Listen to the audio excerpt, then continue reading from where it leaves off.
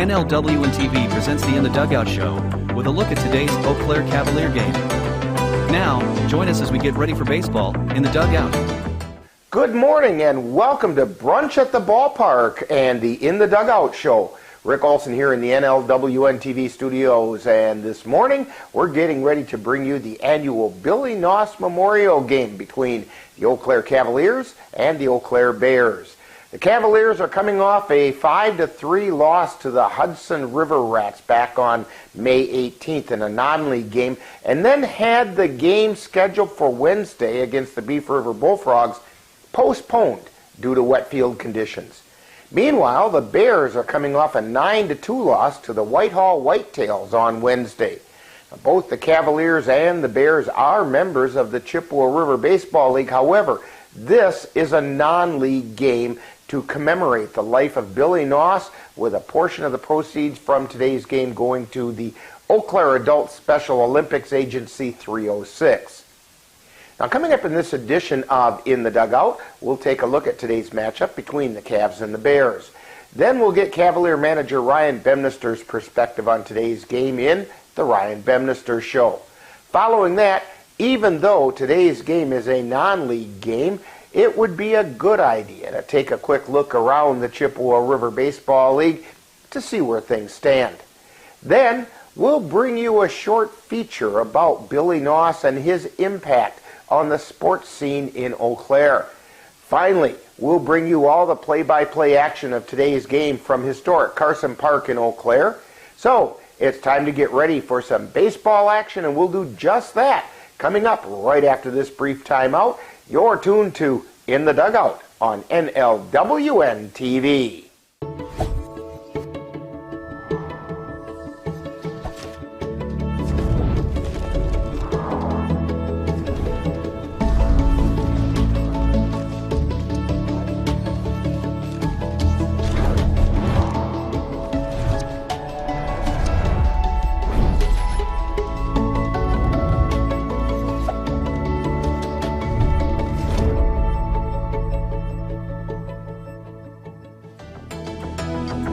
Welcome back to In the Dugout.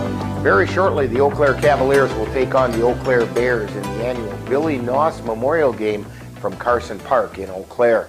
The Cavaliers game last Wednesday was postponed due to wet field conditions, so in their last action, the Cavs took a 5-3 loss to the Hudson River Rats, and that was back on May 18th. While the Bears were defeated on Wednesday 9-2 by the Whitehall Whitetails. Now, in that game with the River Rats, the Cavaliers were led by Caden Erickson, who went 2 for 4, including a double to center field in his first appearance at the plate for the Cavaliers this season.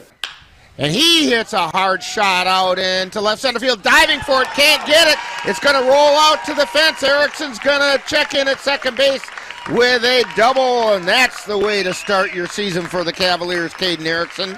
The Cavaliers had a tough time getting the bats going in Game 1 as they only picked up 5 hits. Sam Knickerbocker and Carter Veith also went 2 for 4, with each hitting a pair of singles. Cade Mueller produced an RBI double in the 7th inning, scoring Knickerbocker. And a ground ball down the first baseline, fair. Runner rounds third, that's Knickerbocker. He's going to come in to score. And Mueller checks into second on a seeing-eye double. Mueller then scored on Logan Hesselman's RBI single. At the plate. There's a fly ball out into left field. It's going to find the hole. It stayed fair. Run comes in to score. Hesselman takes a big turn at first, but decides to wait there. But an RBI single by Logan Hesselman. In the 5th inning, Jerome Delikowski reached first on a dropped third strike, which scored Mueller. Swing and a miss, strike 3, but the ball gets dropped. Throw down to first.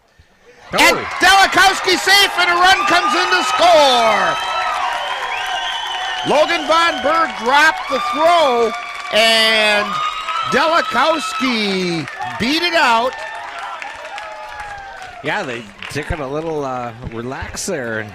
The Cavaliers also had some sparkling plays in the field, including Trenton Palmer gunning down Mitch Lewis as he tried to score from second on Brandon Ducharme's single. There's a ground ball through the hole into right field, and the runner rounds third. Throw coming to the plate, and they got him at the plate. Throw over to first, goes out into right field, but it's backed up by Palmer. Palmer made a heck of a throw into the plate to Knickerbocker. Following that, Riley Gopinski made a leaping catch of a line drive at second base to end the inning. And the pitch. Line shot right into the glove of Gopinski, a leaping catch. We've seen some defensive baseball today. On the mound, Andrew Milner took the loss, struggling with his control in 3 innings, giving up 3 runs, all of which were earned, while allowing 5 hits and walking 6. In relief, Lucas Cosley went 3 scoreless innings, followed by Bryson Gatch and Aiden Ecker, who worked the 9th. The Bears come into today's game with a 3-1 record in the CRBL, following their 9-2 defeat at the hands of the Whitehall Whitetails back on Wednesday. Now, leading the Bears at the plate is Sawyer Sturrs, who's hitting at a .500 pace. He's followed by Blake Johnson, who's batting .400, and Joe Halling at .357. Tyler Plitzner rounds out the Bears, hitting over .300 by swinging at a .333 clip. The pitcher for the Bears with the most action so far this season has been Chevy Tollefson, who's worked 10 innings, allowing 9 runs, only 4 of which were earned, on 17 hits for an ERA of 3.60.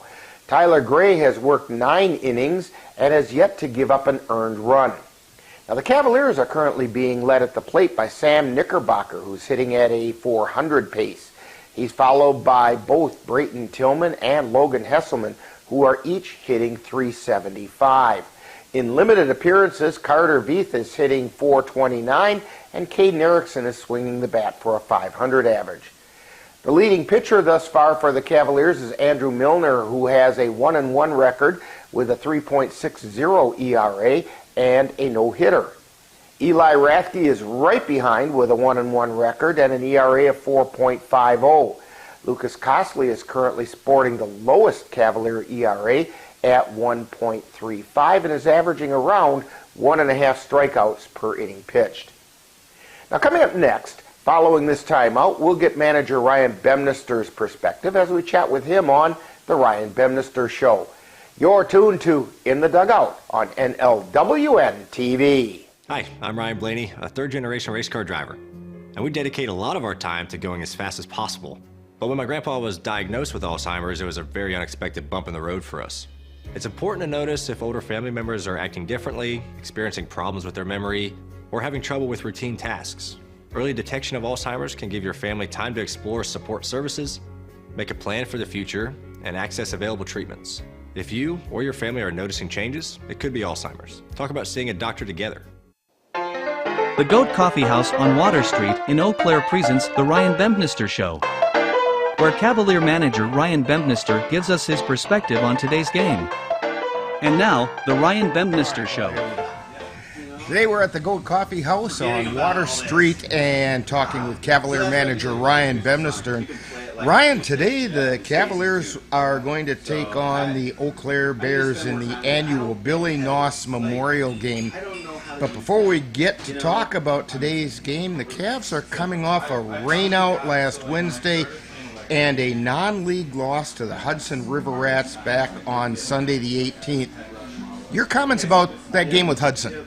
Oh, we played well. I just, couldn't get a timely hit, and walks hurt us like they've been hurting us all year long. So, outside of that, I think the team is coming together well. We were able to get, we had 20 guys there on Sunday, and we got all 20 guys in. Play a role at some point, whether it was position or just, one guy ran, but otherwise we got to see some looks at some kids on the mound that we haven't seen yet before, and a couple kids in the field, so it was good. It seemed as though there were quite a few positives that could be taken away from that game, not the least of which was the Cavaliers played error-free ball. Talk a little about the importance of the non-league games as a learning tool for exploring the strengths of the Cavaliers. Yeah, I mean, that's one thing you want to hone in on your skills in those non-conference games and make sure you're ready for when you get into those pressure-packed situations in the conference. I hope everybody's following how the CRBL is this year, but everybody seems to be on a level playing field. I mean, it used to be some disconnect with the 3 or 4 teams that separated themselves from the other 6, 7 teams in the league, but it seems right now in this league, everybody's really good. So you got to be at your best at every single game, regardless of the opponent, and you can't take any opponent for granted this year. So, and it doesn't hurt that as the defending champions, you guys have a target on your back. Yeah, I mean that's fun to have that, but but we need to play our best ball every single game. And so far we really haven't, but we're happy to be 2-1 in conference, 2-2 overall, without having a full roster set there, and really playing our best with our best lineup in the starting lineup. Now, one area that seemed to appear to need a little bit of help was clustering or grouping hits together that produces runs. It's still early in the season. Is this something that's just going to take care of itself as time goes on? It did last year too. I mean, the same thing. We're going to get once we get guys back in healthy, fully healthy, and they're comfortable with each other. I realistically look at our lineup of 1 through 7, 1 through 10. I don't think there's a real big hole in there at all, with regardless of whoever we put in there, and that's really a comfort to have as a manager for every game that we go into, knowing that basically if I plug somebody in there, it's like switching out the same person. And I think those hits are going to start coming for those guys that have been struggling a little bit at the bottom of the order a little bit there. But, I mean, right now we've got guys that are hitting pretty well, carrying the team a little bit, and I think we're going to get some help as we get into a rhythm of games. You got to remember, we're just playing like a game, and then 7 days off, and then 2 games, and then 7 days off. And then if you can't get in any rhythm with these guys, and there's not really practice facilities for us to go around and hit at, so they're basically just trying to do stuff on their own to stay ready for the game. Now, are there any updates? We mentioned that the game on Wednesday with the Beef River Bullfrogs got rained out. Any updates as to when that might possibly get made up? Not of now. As of now, I'm going to talk to Ethan on Wednesday when we play them again. It's the comfort of having a home and home with those guys, in a week's time. So I'll talk to him. We got 1 rain date available at Carson. I got to make sure it works with their schedule. I'm not going to press those guys and make them play a game if they got to play 6 games in 4 days. That's not really fair to them. So right. We're going to take a look at their schedule. I'll talk to Ethan, throw that date out to him, see if that works. If not, we're going to have to start throwing darts at a board for the city for open days to play on and see if we can't get one figured out. Now, today the Cavaliers are going to take on their crosstown rival in the Eau Claire Bears, who the Cavaliers defeated 6-4 to win the CRBL championship last year. What can you tell us about the Bears? Well, they're always strong. They're always tough. They're well managed. Blake's got that. Blake and Chevy got that team heading in the right direction. I think they're doing pretty well in conference so far this year. I think they're in the same position we are. They're waiting on some kids to get back too. But regardless of that, they're still playing really well, and they're always a dangerous team. They hit the ball really well. They always pitch, seem to find the right pitching against us to kind of keep us at bay for the most part. We always got to find a way to break through with those guys. But they're a solid all-around team, and they're going to be contending again for our division in week 9, 10, whatever it is, how many weeks we play. So they're always tough. Now, the Cavaliers are looking for their 7th straight win in the Billy Noss Memorial Game. Haven't ever been beaten in the Billy Noss Memorial Game, and we'll knock on wood on that one. But can you tell us a little about Billy and what this game is all about?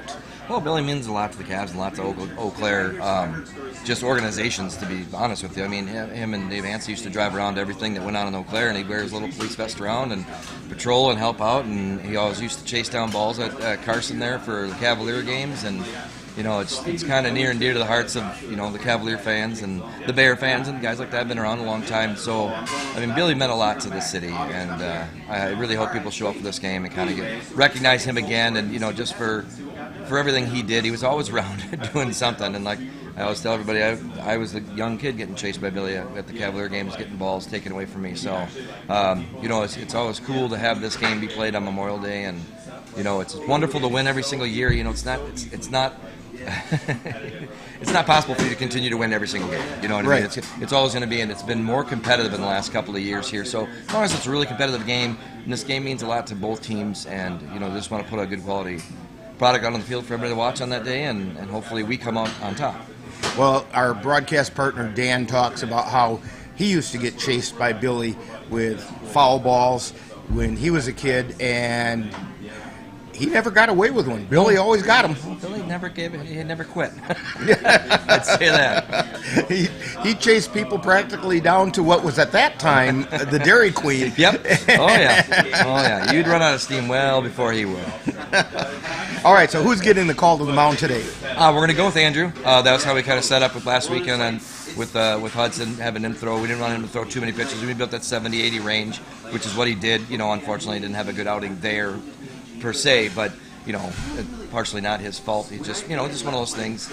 But we're going to go with Andrew right away. We're also going to limit him a little bit, knowing that we've got a conference game on Wednesday and we got a doubleheader the following weekend, and you know, all that stuff. So we want to make sure that our pitching staff is nice and fresh.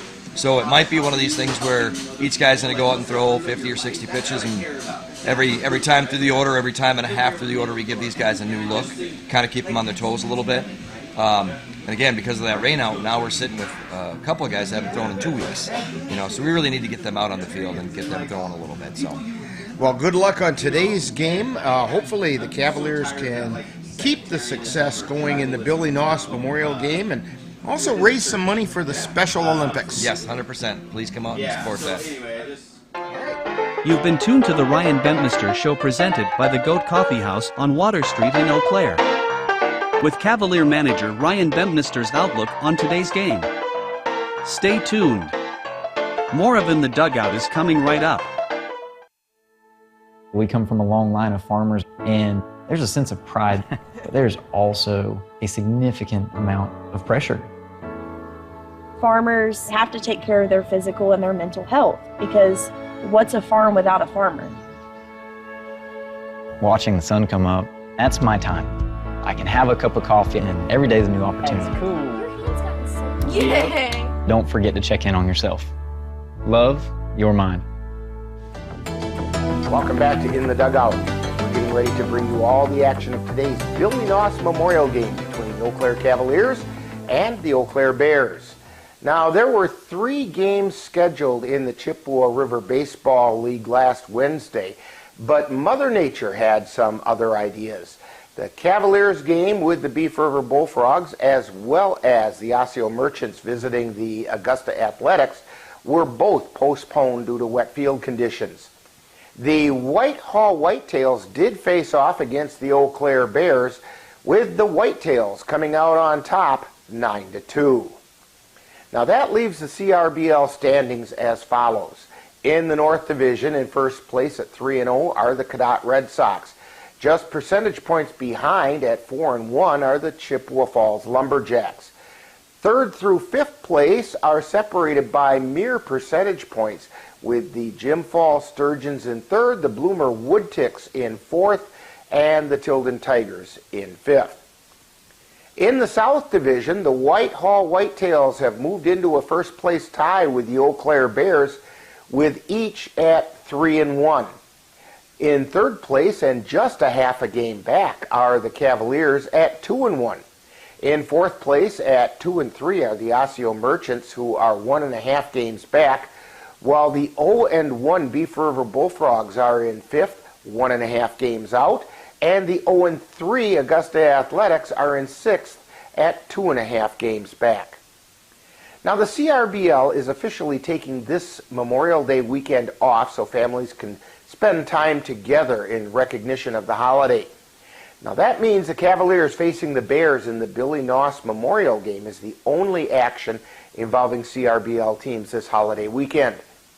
The CRBL will resume action on Wednesday with a full slate of games, including the Cavaliers traveling to Spangberg Field in Strum to face the Beef River Bullfrogs, while the Tilden Tigers will host the Jim Falls Sturgeons at Casper Park in Chippewa Falls. It will be the Bloomer Woodticks traveling to Cadott High School's baseball field to face the red-hot Cadott Red Sox, Well, the Augusta Athletics welcome the Whitehall Whitetails to Jan Kruger Field in Augusta. And the Osseo Merchants will travel to Cinder City Park in Altoona to face the Eau Claire Bears. Now, coming up next, following this timeout, we'll take a look at a feature about the contributions to Eau Claire sports made by Billy Noss. You're tuned to In the Dugout on NLWN-TV.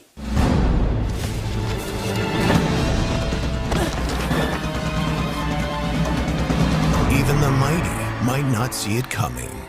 It's prediabetes, and it captures 1 in 3 adults. But you can escape. Take the 1-minute prediabetes risk test to know where you stand and prevent or delay type 2 diabetes. Be your own hero on smartphones everywhere at doihaveprediabetes.org. Welcome back to the In the Dugout show. Today is the annual Billy Noss Memorial Game with the Eau Claire Cavaliers facing the Eau Claire Bears. Now, anyone who had been to a sporting event in Eau Claire prior to 2018 had probably had the opportunity to meet Billy Noss. Billy was known for his enthusiastic demeanor and was a fixture at local athletic events, shagging balls and directing traffic. And he passed away back in 2018 at the age of 78. During his life, Noss became one of Eau Claire's most familiar faces. In addition to tracking down loose balls at baseball games played by the Cavaliers, Bears, and local high school teams, Noss was present at many local high school basketball contests and worked security at other events. Billy was also a Special Olympics athlete, and he would quickly regale you with a play-by-play recount of his exploits in his most recent Special Olympics softball game. Billy was known for more than that. In addition to his history of shagging balls hit out of play at Carson Park, he was a consistent security worker at Country Jam USA and other events. He was so well recognized.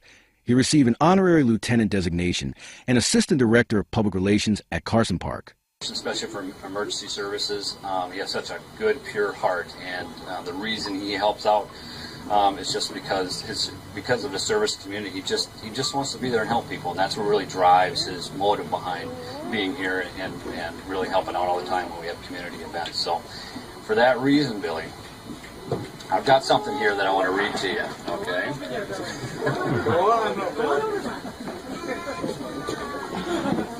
Okay, for your years of dedicated service and commitment to our community and your countless volunteer hours at numerous community events, we present you with this award and recognize you as an honorary member of the Eau Claire Police Department.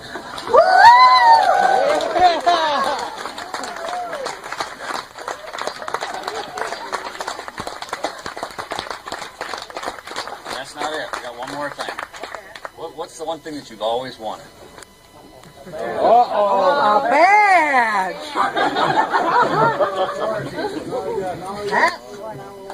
We're going to present you with this honorary Eau Claire Police Department Lieutenant's Badge. You're 75 years old, so we figured we'd bump you up a few minutes. You're going to be our honorary public relations officer for Carson Park. Okay? How's that sound? Okay, let me pin this on.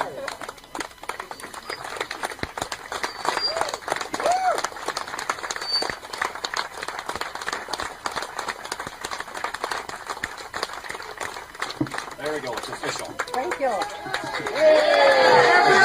Billy was a fixture at high school and collegiate basketball gyms across the region, where he often accompanied local sports radio announcers Dave Hansen and Hayes Callahan.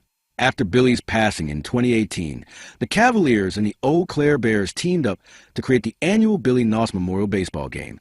A portion of the proceeds from today's game will be donated to the Eau Claire Adult Special Olympics Agency number 306 in honor of Billy Noss. Also, a vest very similar to the one always worn by Billy has been retired to commemorate Billy in collaboration between the Cavaliers, the Eau Claire Bears, and the Eau Claire Express.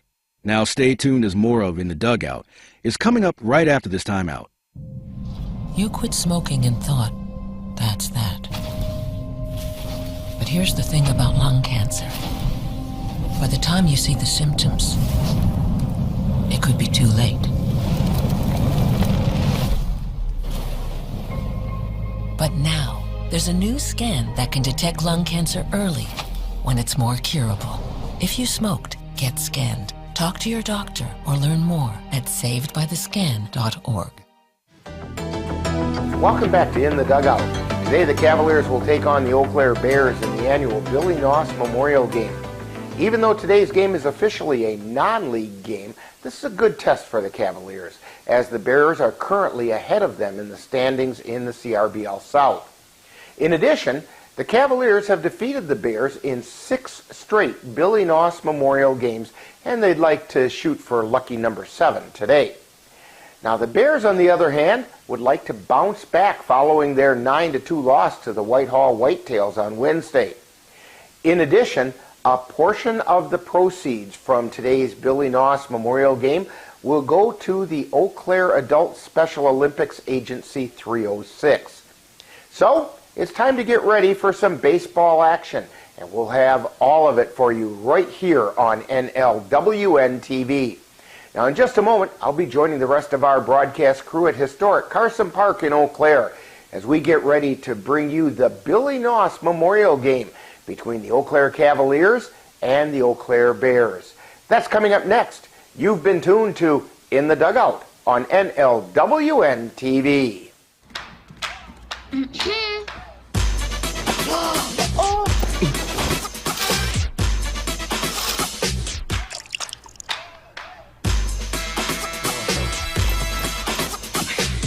You're not going to get it all right. Just make sure you nail the big stuff. Mama! Like making sure your kids are in the right seat for their age and size. Get it right at nhtsa.gov/the-right-seat. You've been watching the In the Dugout Show with a look at today's Eau Claire Cavalier game. Stay tuned! Coming up next is live Eau Claire Cavalier baseball. It happens to everyone eventually. Your computer goes on the fritz. Fear not, Sladen's Technology Services can help. When your computer decides to not cooperate, it can be very frustrating. Let Sladen's Technology Services keep you from wanting to drive your computer right off a cliff. Sladen's Technology Services supports business of all sizes. They offer assistance with managed anti-malware, encrypted email, fast tech support, data backup, and recovery, and more. Call Sladen's Technology Services at 715-864-2833 and get the IT help you desire. Sladen's Technology Services is the official IT service for the Northern Light Webcasting Network.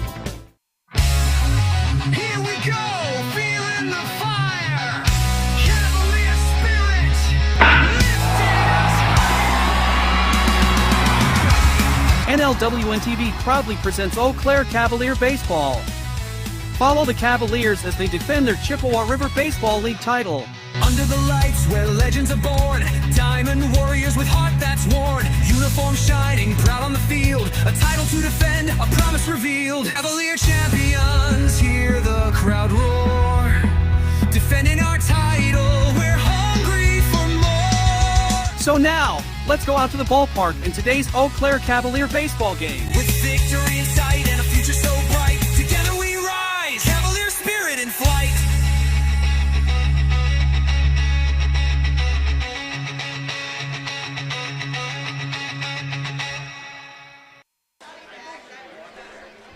And good morning, and welcome to Brunch at the Ballpark here at historic Carson Park. Rick Olson here with you, along with Ben Ryder on the computer, Amanda Lemler on the camera, and of course Dan Petchow. He's going to give us all of his wisdom and protect us from any stray foul balls that come back this way. I noticed you didn't bring your glove again today. It's in the car. It is today. That's closer. And we're here to bring you the Cavaliers taking on the Eau Claire Bears in a non-league game, but it is the Billy Noss Memorial Game. It's played every Memorial Day here at Carson Park between the Cavaliers and the Bears to commemorate the life and times of Billy Noss, who truly was a legend here at Carson Park. He was the foul ball shagger extraordinaire. There were very few that got out of Carson Park that Billy Noss didn't chase down and bring back in. There was one Dan tried to get away with and got practically down to what was at that time a Dairy Queen.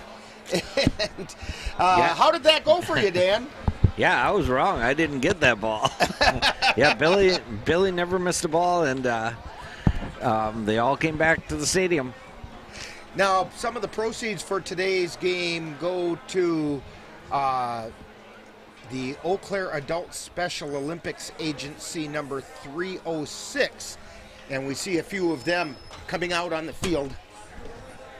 And they're going to have they're going to be out on the field for the opening ceremonies, and we're just about ready for that. Dan, real quickly, while they're getting ready, why don't you run through the starting lineups? Yeah, here's the starters for the Bears today. They're going to go with number 17, Jack Sandvik. He'll be at catcher. Playing center field will be number 5, Josh Halling. Playing first base will be number 6, Aaron Skripek. Playing right field will be number 44, Joe Hawley. Playing third base will be number 1, Alex Jenkins. Designated hitter today will be number 18, Blake Johnson. Playing second base will be number 28, Jimmy Till. Extra hitter will be number 30, Sawyer Stirs. Playing left field will be number 14, Tyler Ostrak. And shortstop will be number 4, Ryan Casimir. And number 10, J.R. Lukes on the mound. And we're going to pause right there because they're getting ready for opening ceremonies, and we're going to turn it over to stadium announcer Steve Kent as he will take us through that.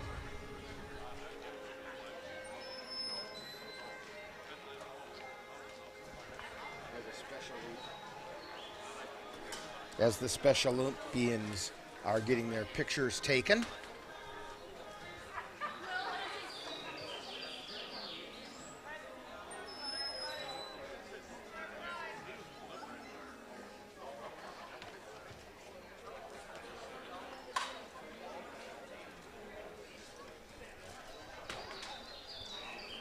And I believe we are just about ready for starting lineups.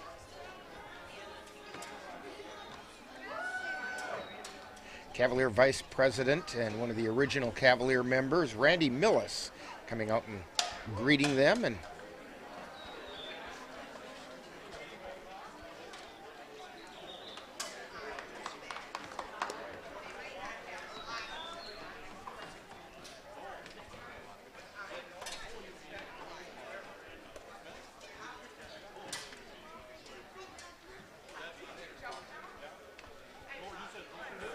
I guess we're about to have the managers meeting at home plate. And so while they're doing that, Dan, why don't you go through the Cavaliers lineup? Here's the starters for the Eau Claire Cavaliers. Batting first will be their left fielder, number 11, Brayton Tillman. Batting second will be their center fielder, number 4, Xavier Bedminster. Batting third will be their shortstop, number 6, Caden Erickson. Batting fourth will be their catcher, number 35, Sam Knickerbocker. Batting fifth will be their first baseman, number 10, Logan Hesselman. Batting sixth will be their extra hitter, number 19, Cole Timon. Batting seventh will be their third baseman, number 47, Cade Mueller. Batting eighth will be their second baseman, number 13, Riley Gopinski. Batting ninth will be the designated hitter, number 9, Diego Caicedo. Batting 10th will be their right fielder, number 22, Trenton Palmer. And number 15, Andrew Milner, will be on the mound. For the Centennial Billy Haas Classic, benefiting the Eau Claire Adult Special Olympics Agency 306. Today's non-league matchup will be between the 6-2 Eau Claire Bears and your very own 2025 2-2 Eau Claire Cavaliers. The Eau Claire Cavaliers would like to remind you that attending this event is a privilege. With this privilege comes the responsibility to conduct oneself in a manner where the game is enjoyable for all fans and participants. Failure to behave in such a manner will result in removal from this facility. Let us remember to show pride in our teams and community by demonstrating good sportsmanship toward all players, coaches, fans, and officials. Thank you.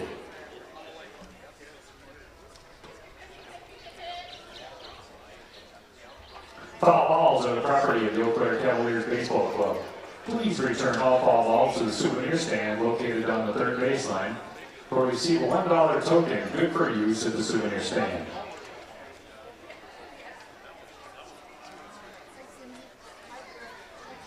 As a friendly reminder, Carson Park Baseball Stadium is a non-smoking facility. If you must smoke, we ask that you please leave the stadium. Again, there's no smoking in Carson Park Baseball Stadium. Thank you. Finally, all fans, especially those in the bleachers, are reminded you're at a baseball game, and foul balls may enter the stands at a high rate of speed. We ask that you remain alert at all times.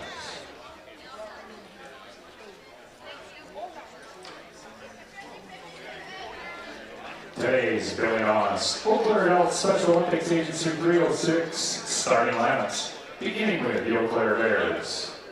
Leading off, the catcher, number 17, Jack Sandvik. Batting second, the center fielder, number 5, Josh Halling. Batting third, playing first base, number 6, Aaron Skripek. Heading forward, the right fielder, number 44, Joe Halling. Batting fifth, playing third base, number 1, Alex Jenkins. Batting sixth, the designated hitter, number 18, Blake Johnson. Batting seventh, the second baseman, number 28, Jim Till. Batting eighth, the extra hitter, number 30, Sawyer Stirs. Batting ninth, the left fielder, number 14, Tyler Eastrick. And batting 10th, the shortstop, number 4, Ryan Casimir. And pitching for the Bears is number 6, J.R. Lutz. The Bears are managed by Blake Johnson. He is assisted by Wes Fleischer and Chris Bud.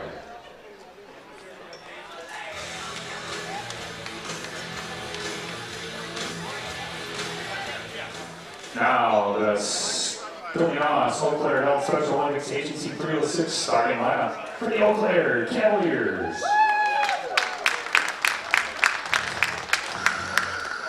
Leading off, playing left field, number 11, Brayton Tillman.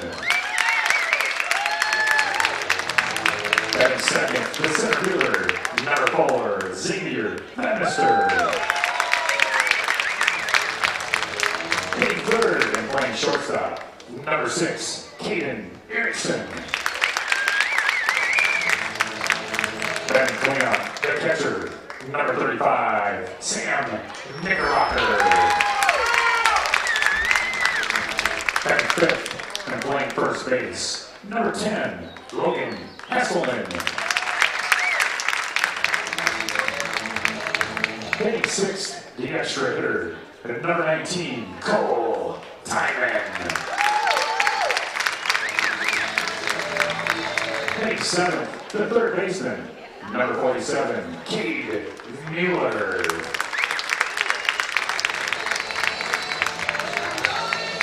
Batting eighth and playing second base, number 13, Riley Kapinski.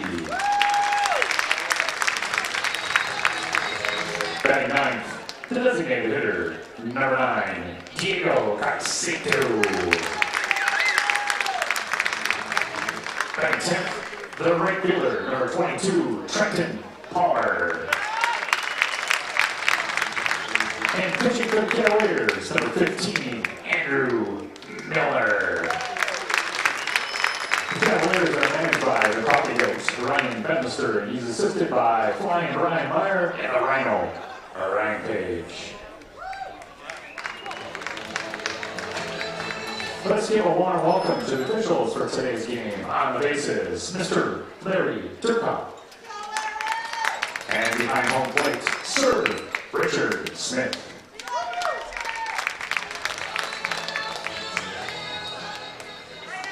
If you are a current member of the United States military, would you please stand? If you are a United States military veteran, would you now please stand? Because of these heroes, we are allowed to play this game of baseball on a beautiful day like today. Ladies and gentlemen, would you please join me in thanking them for the round of applause?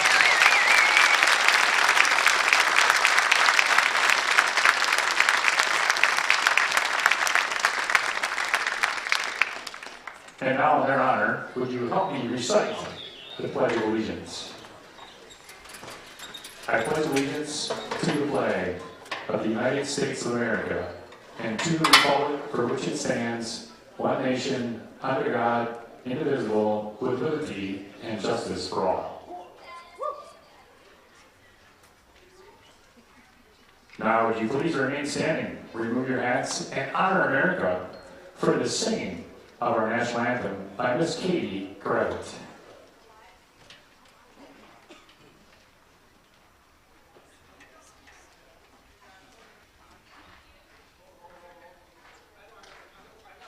Oh, say, can you see by the dawn's early light what so proudly there at the twilight's last winking moon sparkled bright and bright stars through the perilous fight.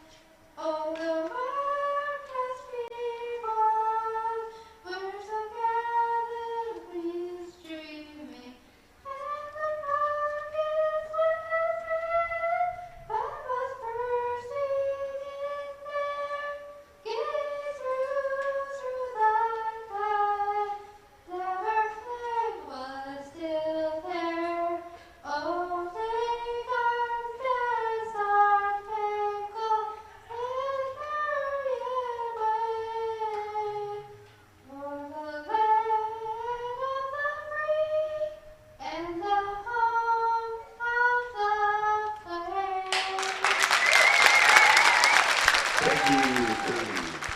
brave. That was Katie Gravitz from the Eau Claire Adult Special Olympics Agency 306 with our national anthem. And we have a first pitch being thrown out, and I wrote it down, and Hunter Loken. There it is. He's going to take it from right on the top of the mound at the rubber, and that first pitch just a bit short. But it was called a strike by Steve Kent anyway. So now we're ready to get things started. Cavaliers taking on the Bears in the 7th annual Billy Noss Memorial Game. Taking a look at the Cavaliers defensively. Over at third base is Cade Mueller. At shortstop, Caden Erickson. Second base is Riley Gapinski. First base, Logan Hesselman. Behind the plate, Sam Knickerbocker. On the mound, Andrew Milner. Out in the outfield, it's Brayton Tillman and Xavier Bemnister and Trenton Palmer going from left to right. Cavaliers are, knock on wood, undefeated in the Billy Noss Memorial Game against the Bears. So they're 6-0, hoping for lucky number 7 today. Milner on the mound has had, I guess you'd have to say, an up and down year. He has a no-hitter on his record against the Chippewa Falls Lumberjacks. But his last outing, he got kind of roughed up a little bit in 3 innings of work. And so we're hoping for a good bounce-back performance. He's one of those guys that needs an inning to get, like you do with your hunting rifle every fall. You got to zero it in. Yeah, just getting started here in the year, and it'll be important, that he stays healthy and make it into the playoffs. So we're ready to get things started, and leading off for the Bears is Jack Sandvik. The batting averages that I have are league averages. It doesn't count their non-league games, but he comes into the game batting .300. The Bears, by the way, are 6-2 overall, 3-1 in the CRBL. And the first pitch from Milner. That's a strike called. That looked like it went right down the middle of Water Street.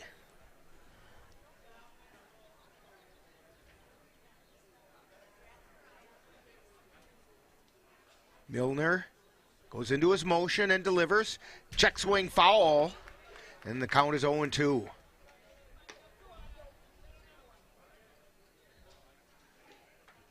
As our broadcast partner, when we did Colfax baseball, Joe Doucette would say, it's always a lot easier pitching from ahead. The 0-2 pitch, fly ball out into center field. Bemnister heading back, and he's under it and makes a catch for out number 1.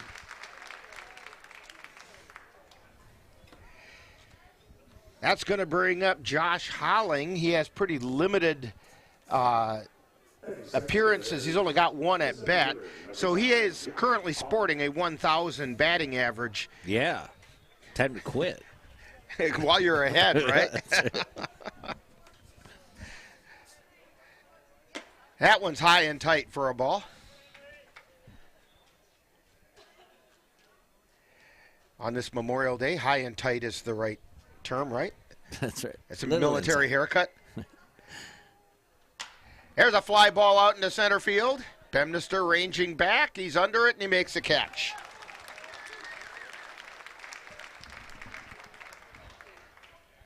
That's going to bring up Aaron Skripek.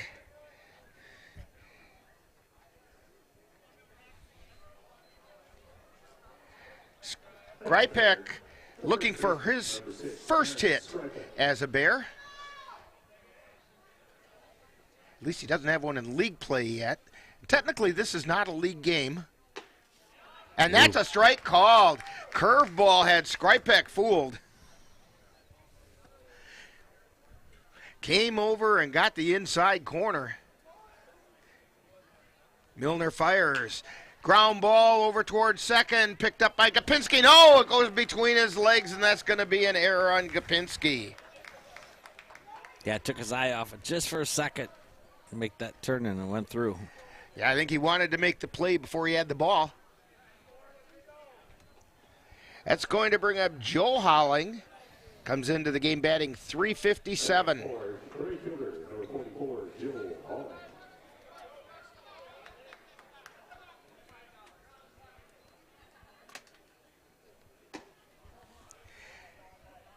And there's a ball called. 1 ball, no strikes.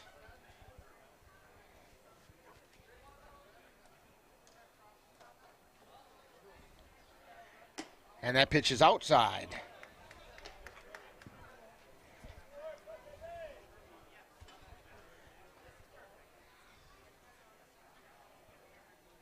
Milner glances over at first and delivers.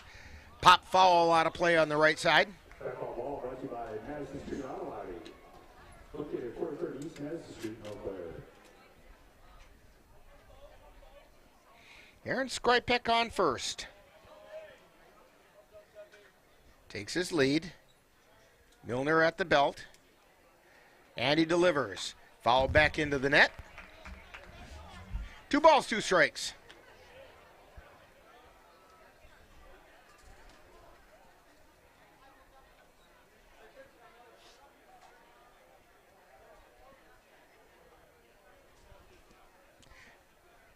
Again, Skripek with his lead. Milner delivers. Foul back. Yeah, good battle by number 44, Joe Holling. Yeah, for you young players, this is something you need to learn how to be able to do. Even if the pitch isn't where you want it, you got to make the bat make contact, so at least foul it away and get another shot at it.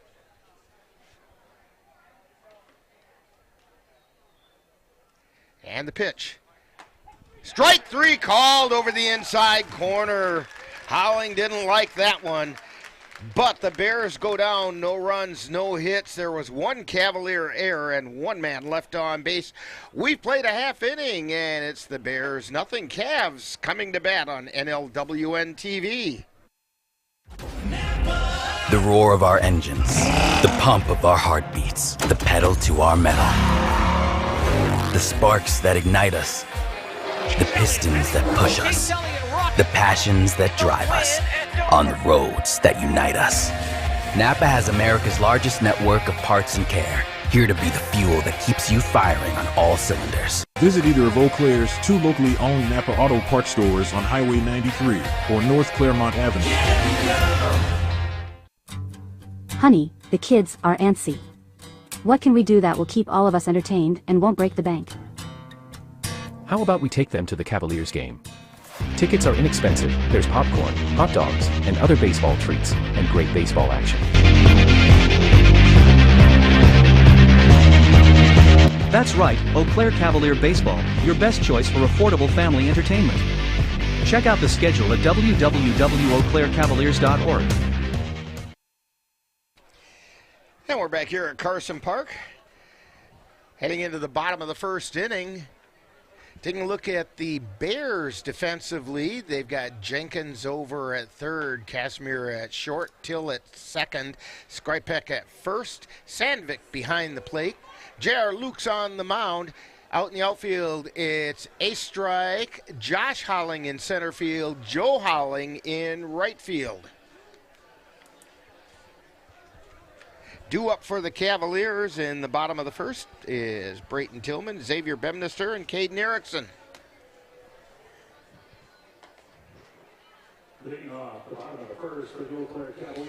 So Brayton Tillman steps to the plate, comes into the game batting .375.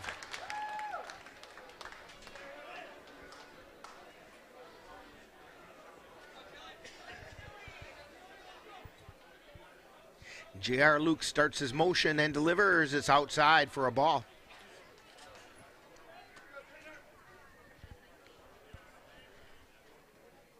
Luke's looking in.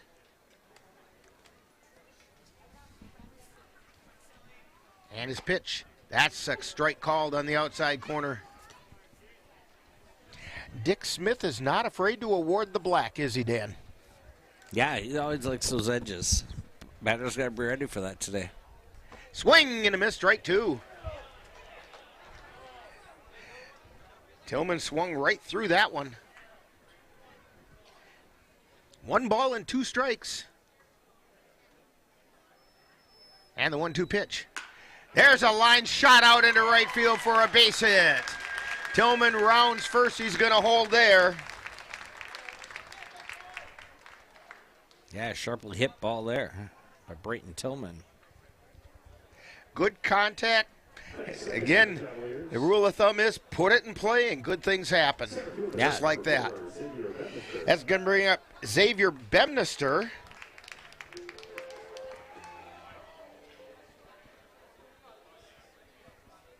And a hard shot foul down the third baseline. Had a chance to talk with Xavier a little bit yesterday, and he was looking forward to this game. Of course, these guys know each other very well on both teams. And off the field, pretty good buds, a lot of them. But they are crosstown rivals. And the pitch. There's a bounder, foul down the third baseline. No balls, 2 strikes. Xavier getting out in front of J.R. Luke's pitches.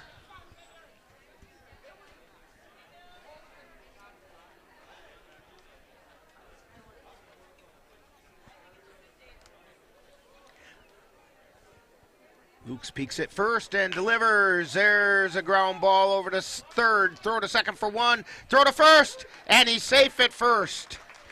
Bemnister beat it out. He gets on a fielder's choice. So it's 5-4 on the putout.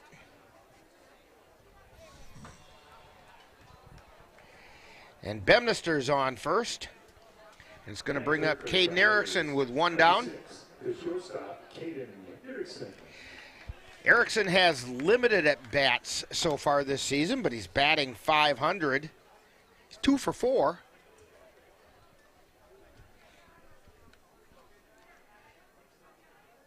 And the pitch, swing and a miss. Got out in front of that breaking ball. Might have been a changeup. Bottom dropped out of it either way. Erickson with his traditional wide open stance. Swing and a miss, strike 2.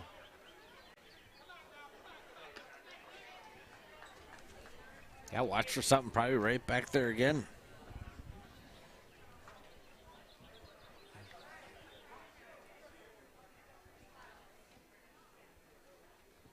Luke's peeks at first and delivers. Runner goes, and Bemnister safe at second. Sandvik had to kind of double clutch his throw because he didn't have a good handle on the ball.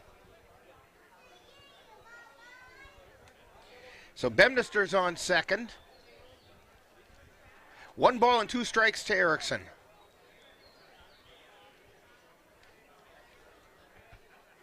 And the pitch. There's a pop-up and just behind the shortstop spot, and Casimir gets back and makes a catch. So 2 down brings up Sam Knickerbocker. Knickerbocker batting .400 on the season. And cleanup for the Cavaliers, the catcher, number 35, Sam Knickerbocker.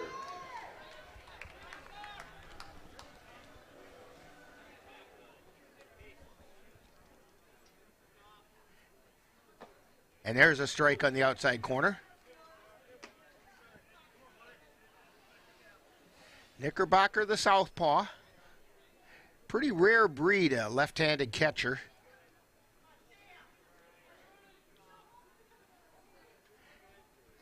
And that pitch is down in the dirt.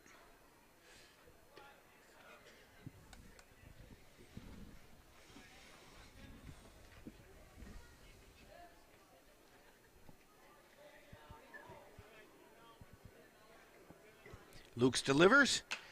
Fly ball out into center field. Coming over is Josh Holling, and he makes a catch for the 3rd out. So for the Cavaliers, no runs on 1 hit. There were no errors and 1 left on base. We've completed an inning with no score at Carson Park on NLWN-TV. The Eau Claire Cavaliers would like to take veterans out to the ball game. That's right. As a thank you for your service, any veteran of the United States military can receive a lifetime pass for free admission to all Cavalier home games. Just come to Carson Park with your veteran identification, and the Cavaliers will issue you a free lifetime pass to all Cavalier home games.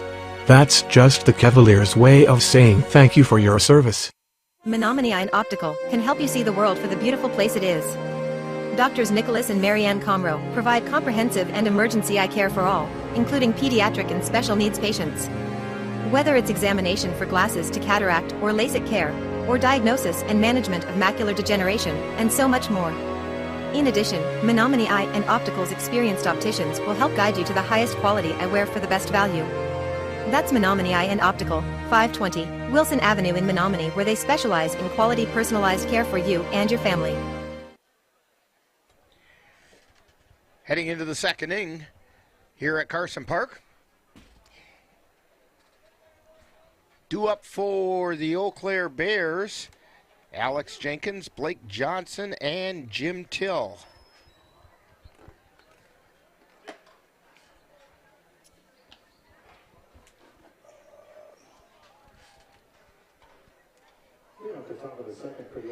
And Alex Jenkins, according to what we have, hasn't had a plate appearance yet, or no at-bats yet. But again, our information is only league games.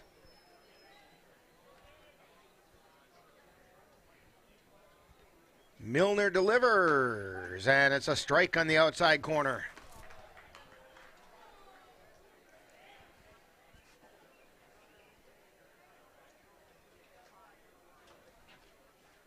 And the pitch.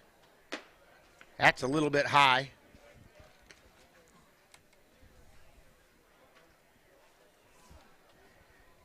Came in with that high fastball, couldn't get Jenkins to chase it.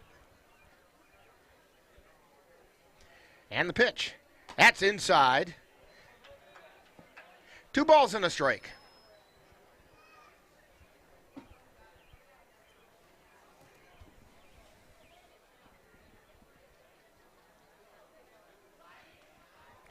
Milner delivers. Swing and a miss. Threw that one past him.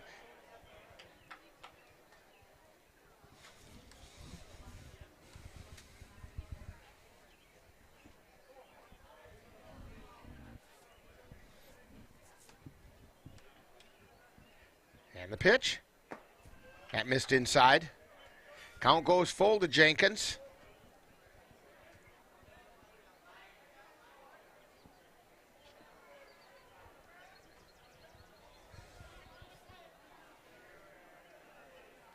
Milner winds and fires. There's a pop-up, foul territory on the right side, and it falls into the bullpen area for the Bears.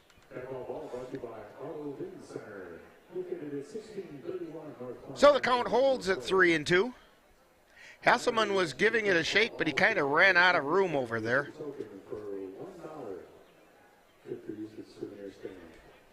Yeah, the bleachers kind of slowed him down there. Yeah, he wasn't quite sure where the bench was for the bullpen, because that's about where it landed. And the payoff pitch. Hard shot out into left field for a base hit.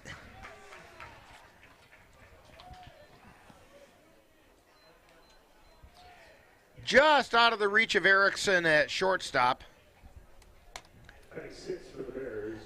Yeah, we've seen a couple good solid hit balls there already. So that's going to bring up Blake Johnson, who's batting .400. This is early in the season. Johnson also with that open stance. He shows bunt and fouls it back to the backstop.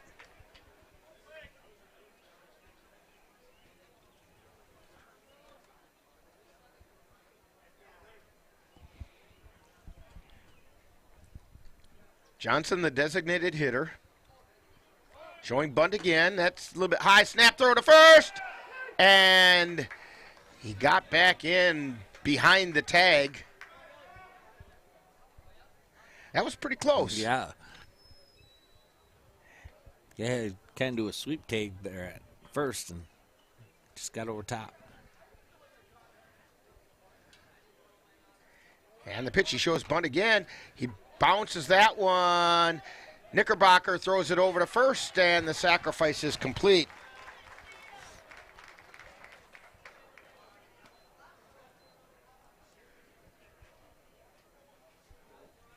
So 1 out. Jenkins is at second. It's going to bring up Jim Till. Till with a 100 batting average. Runner at second. Swing and a miss for strike one.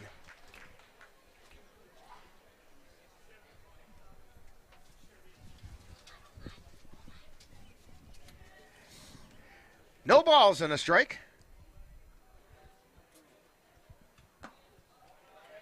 That pitch is outside.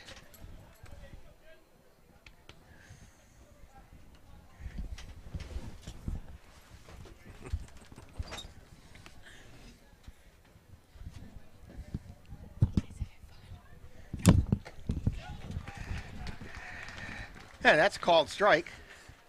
1 ball, 2 strikes. And our buddy Cassie and Jeremy show up here in the press box, and Cassie's going to be with us on some ball games this summer.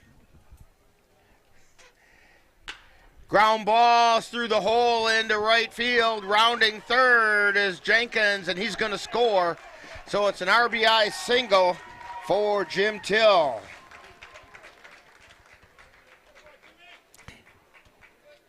Yeah, and that all started with smart play by Blake Johnson getting that little bunt, moving the runner.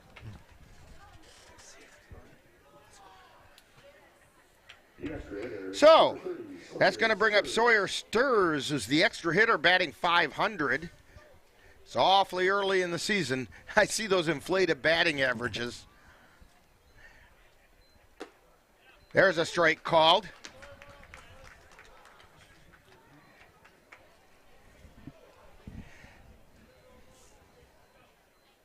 I will say this for Dick Smith behind the plate. And there's a foul back into the screen. He makes sure the batters are swinging the bats. Yeah, it's good to have a big zone.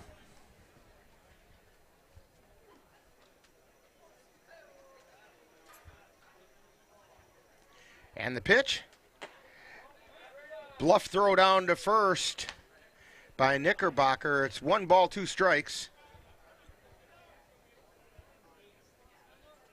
As Till was getting a little ways away from the base. Milner delivers. Fly ball out into center field. Coming on is Tillman. He makes a catch. Throw back to first. And not in time. Not quite on the line. Long run that time by Brayton Tillman out in left field.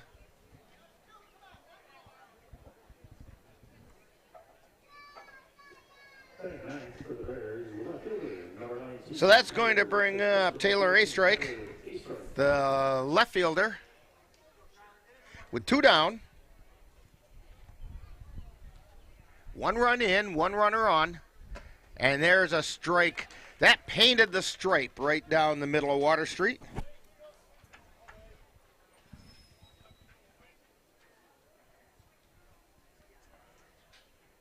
Milner looks at first and delivers.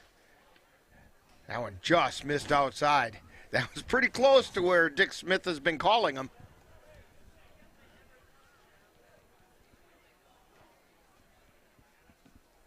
Milner's pitch, that's outside. 2 balls and a strike to Tyler Astrike. Comes into the game batting 125. And the pitch, swing and a miss, strike 2.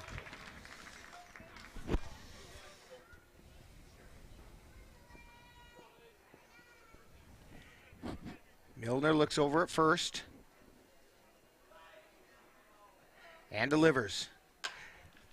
There's a fly ball out into right field. Bemnister dives, he can't come up with it, and the throw comes in. They're going to hold up the runner at third. Yeah, that was a long run for Bedminster. And Palmer couldn't quite get there.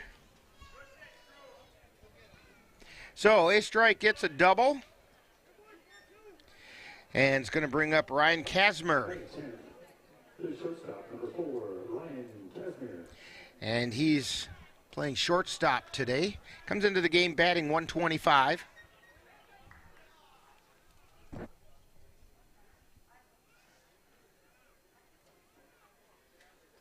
Milner delivers, and there's a strike called.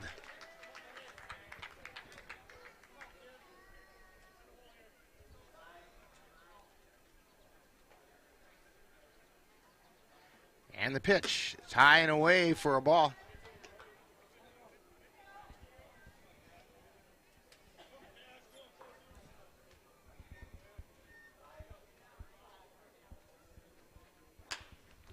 And there's a sinking liner over to second. Gapinski snags it for out number 3.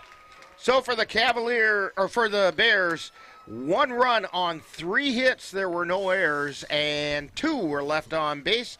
We've completed an inning and a half, and it's the Bears 1, Cavaliers nothing on NLWN-TV. Auto Vision Center in Eau Claire, your source for auto glass repair and replacement. Their quality work comes complete with a lifetime warranty on workmanship. When it comes to windshield repair and replacement, Auto Vision Center provides mobile auto glass services with free estimates. So if your windshield needs help, call Auto Vision Center today. That's Auto Vision Center at 1631 North Claremont in Eau Claire. Call 715-834-5277. When you have that craving for a home-cooked meal the way Mom used to make it, rest assured, you can still get that meal by going to Mom's Restaurant and Pub in Colfax. Mom's is open daily, serving breakfast and lunch, and don't forget dinner on Friday nights with Mom's famous fish fry. The coffee is always hot, the breakfast is always delicious, and lunch will put a smile on your face and in your stomach. 225 Bremer Avenue, Colfax.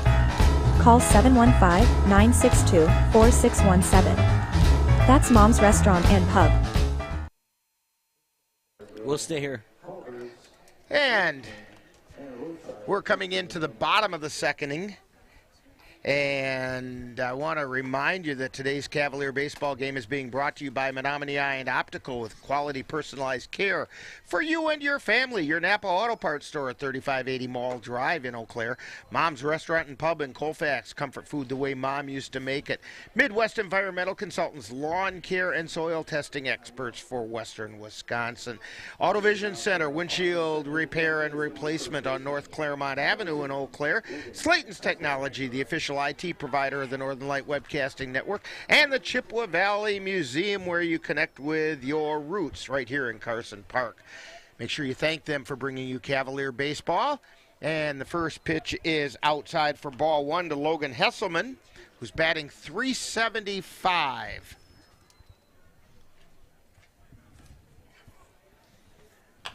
And they pops that one up in the infield. There's a convergence, and making the catch is Casimir.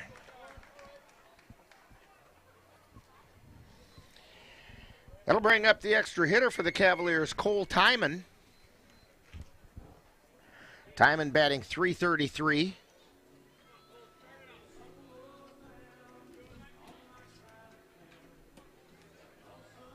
Six for the Cavaliers, the extra hitter, number 19, Cole Timon. Timon is about 4 runs away from the 200 mark, I think. Check swing foul. Well, that's always interesting. We hit the ball on the front of the bat and then the back of the bat. Yeah, it could almost call 2 fouls on that. Yeah. I'm sure Cole's very glad they didn't.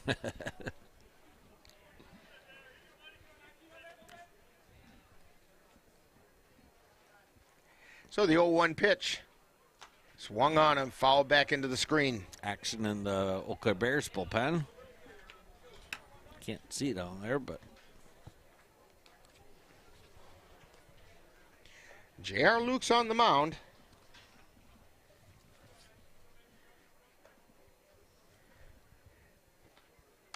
And there's a fly ball out into center field. Getting under it is Josh Holling, and he makes a catch.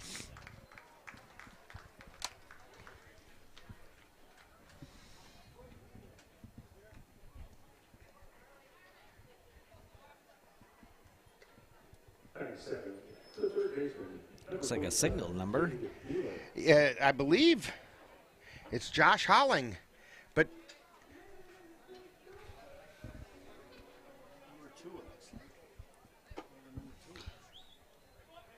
well, no, it wouldn't be Josh Holling. Let's see. I don't have a 2.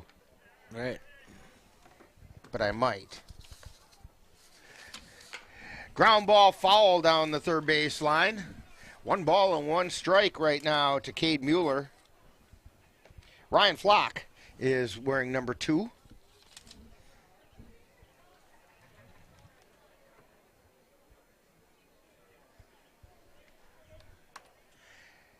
And there's a shot out into center field. Moving over, though, is Josh Holling, and he makes a catch. So the Cavs go down 1-2-3. No runs, no hits, no errors, nobody left on. And we've played 2 innings, and it's the Bears 1, Cavaliers nothing on NLWN-TV. Let NLWN-TV take you out to the ballgame.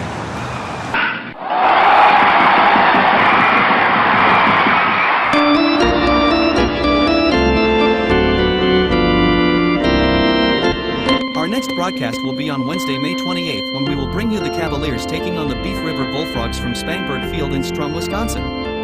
Live coverage on NLWN-TV begins with the In the Dugout show at 6:30 p.m. That's live Eau Claire Cavalier baseball on Wednesday, May 28th on NLWN-TV. Get in touch with the roots of the Chippewa Valley at the Chippewa Valley Museum. Located in Eau Claire's Carson Park, with a mission of connecting people to their community and inspire curiosity. From reinventing the Chippewa Valley, a century of change in farm life, the Farmhouse Theater, along with the Wisconsin Logging Museum and Logging Camp. Also, the Chippewa Valley Museum features special temporary exhibits and traveling exhibits, as well as web exhibits. The Chippewa Valley Museum is open Tuesdays through Saturdays. Call for more information at 715-834-7871. Don't forget that the summer hours for the Chippewa Valley Museum begin on May 31st, so check out cvmuseum.com for that information. Also, since it's Memorial Day, it's a good time to remind you that the Chippewa Valley Museum is participating in the National Blue Star Museums program, which is presented through the National Endowment of the Arts and Blue Star families. Through the Blue Star Museum's active duty military personnel, including National Guard, reserves, and their families, receive free admission to the museum. And that's at the Chippewa Valley Museum here in Carson Park. And there's a called strike. 1 ball, 1 strike to Jack Sandvik, who flew out to center field his first time up. We're at the top of the order for the Bears. 1-1 pitch, and that got him in the thigh. Yeah, big curveball caught him right in the thigh. That curveball today has got a lot of movement for Milner. And we're going to get a courtesy runner out for Sandvik, and that's going to be Grant Preston.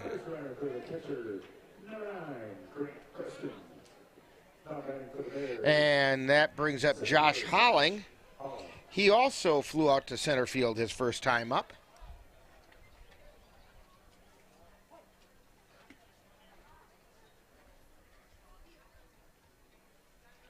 And the pitch, swing and a miss. A big swing that time. It's one of the dangers here at Carson Park. It's a short porch to right field, and sometimes left-handed hitters get a little tempted. Yeah, Milner's got a big swing. So batter's got to be ready. Pitch is outside for a ball.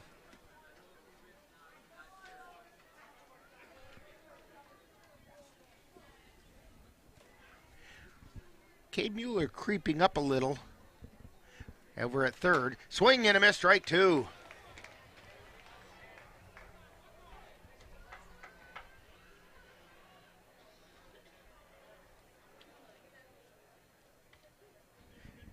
Mueller's almost even with the bag at third. And the pitch, foul tipped. Count holds at 1-2.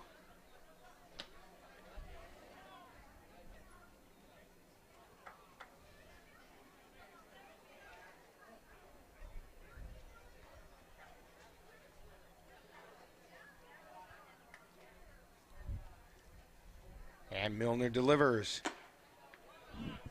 Just a bit high. 2 balls, 2 strikes. That's a tough one to hold off on. It'd be a real easy one to swing underneath, though. And the pitch. Fly ball out into right field. Palmer moving back. Circling. He's under it.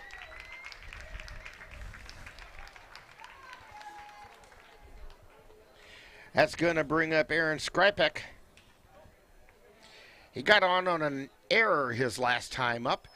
Put it right between the ankles of Riley Gopinski over at second. He had the play dead to rights, too, and then just let it slide through.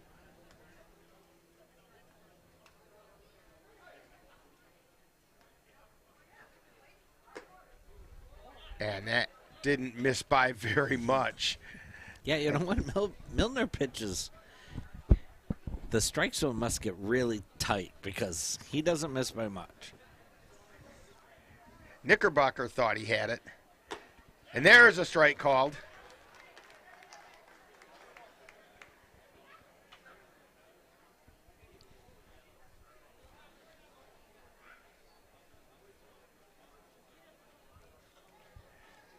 Sandvik takes his lead. We have a fly ball out into right field. Palmer moving over. He dives and makes the catch. Long run for Palmer there. That'll bring up Joe Holling. Struck out looking his last time up. 2 down.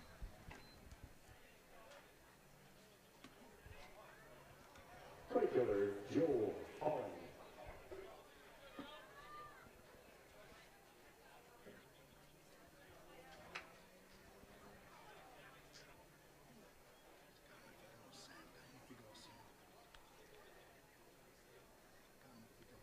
And the pitch. That's high for a ball.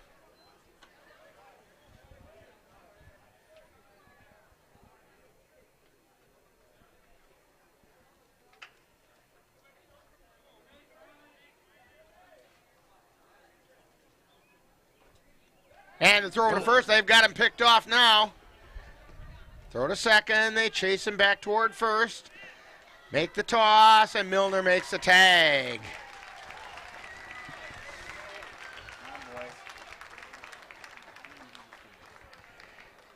So, that's 3 outs that inning, and no runs, no hits, no errors, nobody left on base. We've played 2.5, and it's the Bears 1, Cavaliers nothing on NLWN-TV. If you're buzzed and doing this,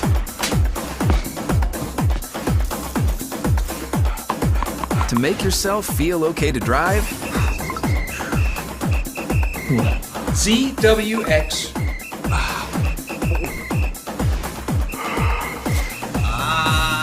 You're not okay to drive. YGKLVW. Regular you.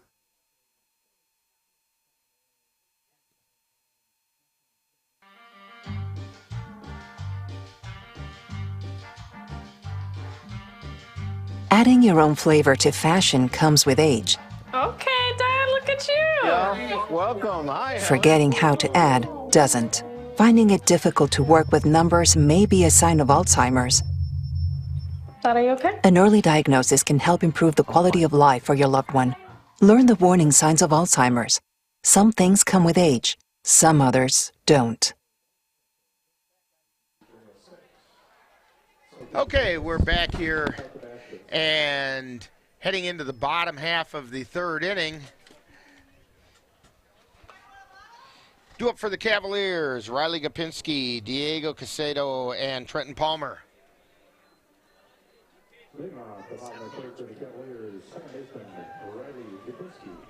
Gopinski comes into the game batting 167.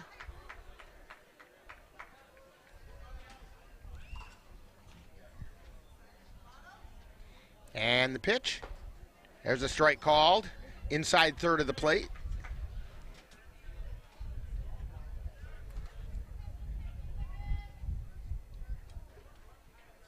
And the pitch.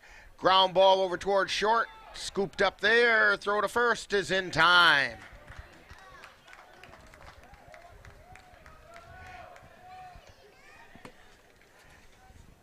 Casimir over at short for the Bears has seen quite a bit of action already in this game.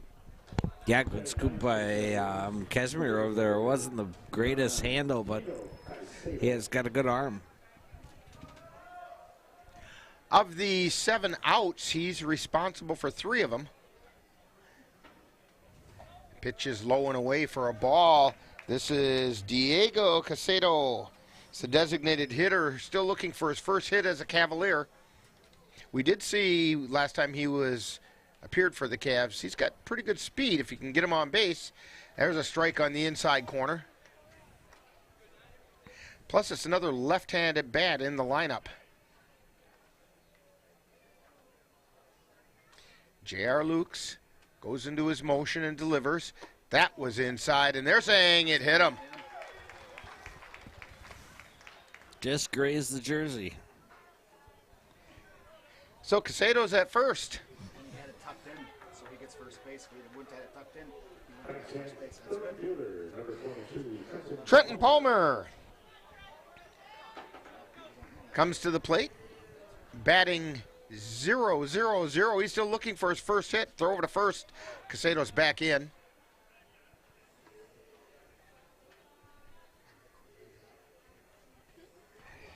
And Lukes looks in for the sign and delivers. Casado goes, throws outside, throw it on to second. Casado's in safely at second. Yeah, good jump on Casado there.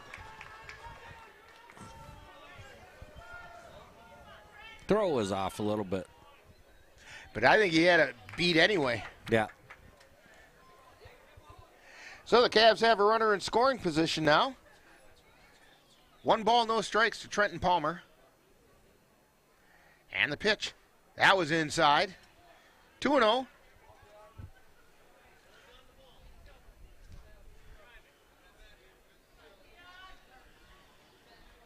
Luke's coming off the third base side of the rubber, and he delivers. Foul back into the screen by Palmer.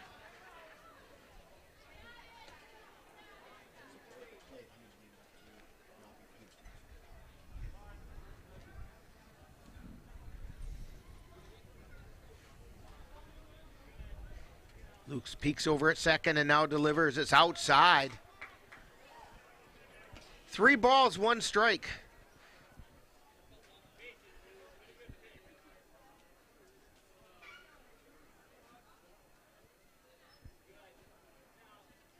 And the pitch. That's low and inside. And Palmer draws the walk. First walk given up by J.R. Lukes.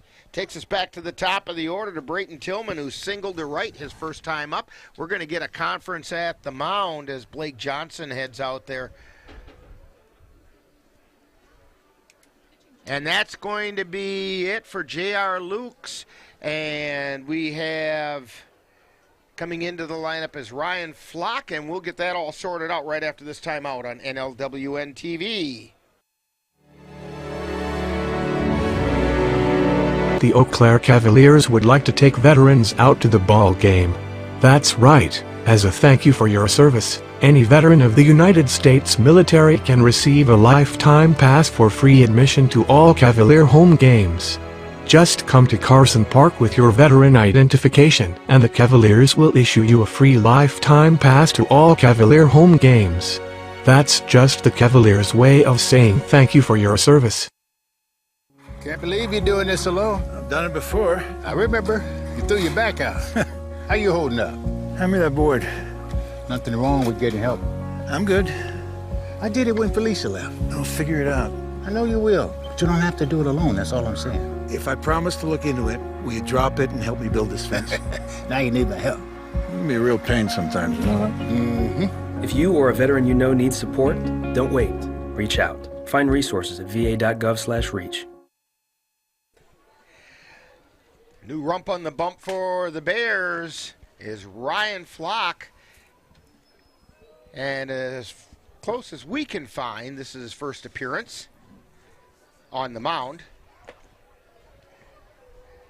Yeah, this is his first appearance. We don't have any hitting statistics on him either. The numbers are in for J.R. Lukes. He went 2 1/3 innings. Gave up no runs. He is responsible for the 2 runners on base. 1 hit, no strikeouts, and 1 walk.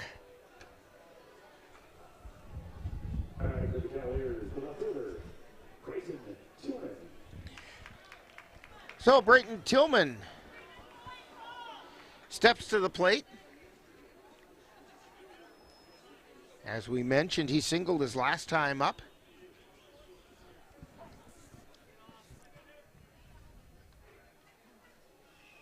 With the only Cavalier hit. Strike called on the outside corner. Flock's a left-handed hitter, or pitcher. Looks over at second. And delivers. Swing and a miss. It's a lefty-lefty matchup here.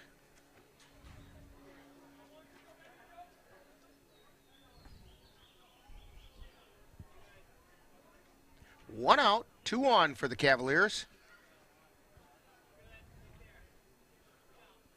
And the pitch. Missed outside, ball 2. That was pretty close. That must be just a little lower or a little outside. Well, now he says 1 ball, 2 strikes.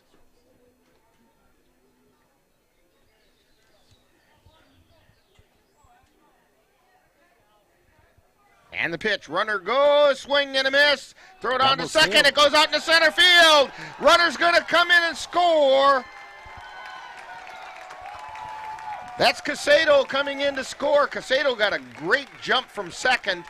And then on a delayed steal, Palmer got to second and went to third on the error. So Casado comes in on, he gets credit for the stolen base at third and scores on the error on the catcher who threw it to nobody. Yeah, you know, I snorted because I was so excited. You know, there was a double steal, and never see that where the third base, or they take off the third first. 1 ball and 1 strike. Yeah, good jump by Casado. Swing and a miss to Xavier Bemnister. A ball and 2 strikes. Cavs have a run in.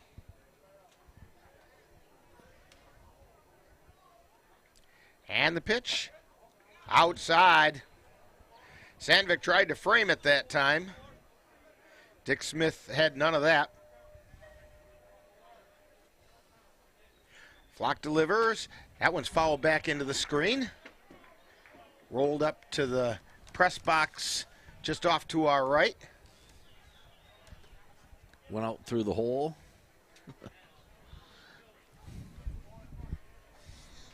And the pitch. That's low for a ball. Count is full now to Xavier Bemnister. Trenton Palmer on third. And the pitch. Strike 3 called. Bemnister thought he had ball 4, and of course he starts heading to first and got called strike 3. But the Cavaliers do pick up a run on no hits. There was 1 error and 1 left on base. We've completed 3, and we're all tied at 1 on NLWN-TV.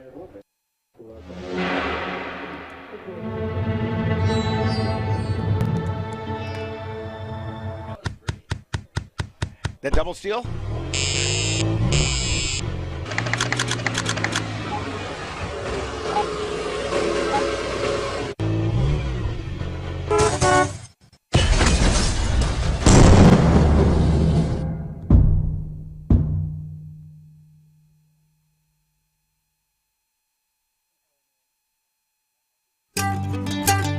NLWN-2 invites you to join us in our time machine and journey back to the 1860s for some vintage baseball with the Menominee Blue Caps. Our first broadcast will be on Monday, June 23rd, as the Blue Caps face the Flat Rock Bear Clan from Michigan and the Fillmore Fungi from Minnesota. Coverage begins at 7 p.m. That's Vintage Baseball, Monday, June 23rd, on NLWN-2.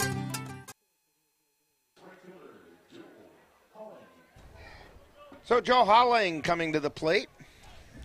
He was at bat when Jack Sandvik was picked off at first. So he gets a clean slate. Went down looking his first time up. And there's a ground ball over to third, goes off the foot. Erickson grabs it, throws it to first, and they got him. That goes in the book as a 5-6-3 put out. It went off the foot of Mueller right into Erickson's glove, who turned and fired it over to first for the out.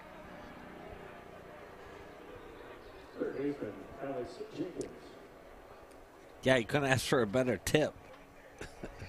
So that brings up Alex Jenkins, who singled to left his first time up.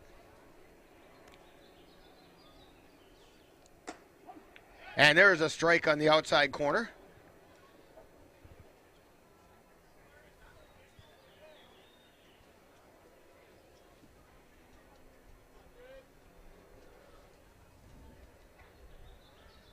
And the pitch. He had a notion, but it was inside.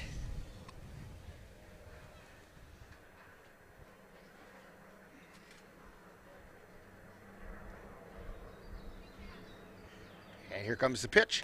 That was inside.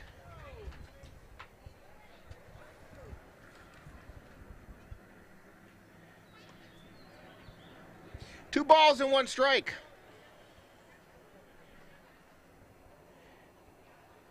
To Alex Jenkins.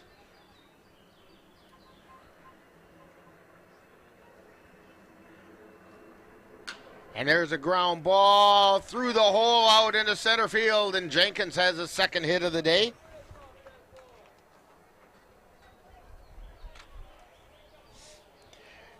That'll bring up Blake Johnson with one out.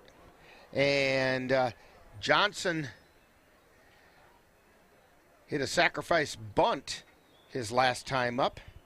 It moved Jenkins over to second. Jenkins eventually did score.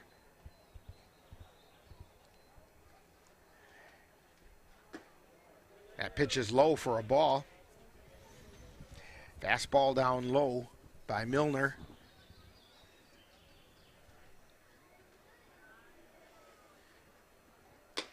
And there's a strike on the inside corner.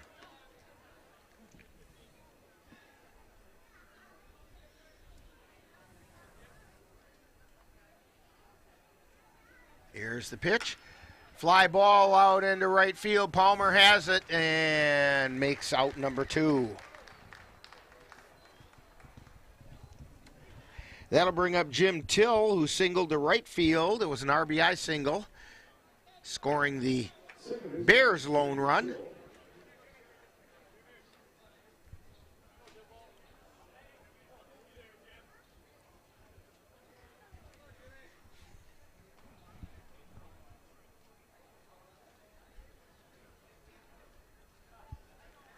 And the pitch, ground ball, foul over to the dugout area.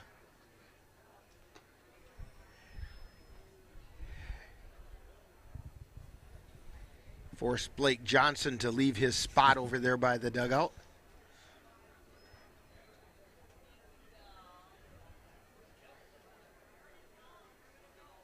And the pitch, strike called. No balls, 2 strikes, 2 down, a runner on first.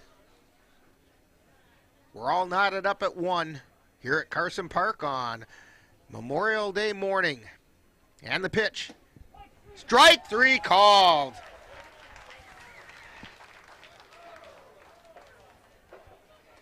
That's the second strikeout by Milner, and the Bears go down. No runs, 1 hit, no errors, 1 left. We've played 3.5. And it's the Bears 1, Cavaliers 1 on NLWN-TV. In November of 2018, our daughter Jana passed away. The outpouring of support was unbelievable. Support that we received inspired us to start a foundation called the Jana Kelly Memorial Foundation. And through that foundation, we've given back in a lot of different ways, through projects, through different other charities that we've supported. We like to help Humane Association, and the Ronald McDonald House is something that's very near and dear to us. We've also recently, this last year, we actually built a tiny house. It's really exciting to be able to give back in different ways. To learn more or to help financially, find us on Facebook or www.janakelly.com. I'm Chris Jakimick. I served in the United States Air Force and I deployed 3 times. So in 2017, I was serving as an Air Force First Sergeant. Our motto in that role is, my job is people, everyone is my business. But unfortunately in that year, I would lose my own brother, Lance Corporal Adam Jakimick, to suicide. The majority of veteran suicides are from guns. I store my weapons securely, not only for myself, but for my family. My service never stops.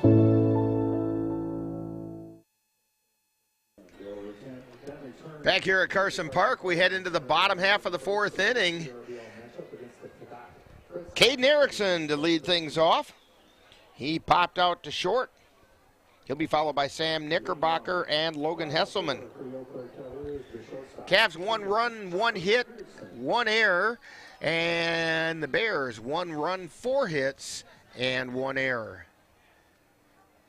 And the pitch is high to Erickson from Ryan Flock on the mound. And we have some activity heading down to the bullpen. Pitch is outside for a ball. Chevy Tollefson going down to warm up for the Bears. Looks like this is going to be a kitchen sink game for them. And a foul ball off the right side. You know, that's one where they throw everything, including the kitchen sink, at you. The 2-1 pitch. That one's fouled away off the right side. That ball brought to you by Island Lake Endeavors, conveniently located on the shores of Island Lake in New Auburn, Wisconsin. Flock looks in. And the 2-2 pitch. Ground ball right back up the middle for a base hit. Almost took Flock's ankles out as it came through. But Erickson's on safely with a base hit. That's going to bring up Sam Knickerbocker, who flew out to center field his last time up. Sam Knickerbocker.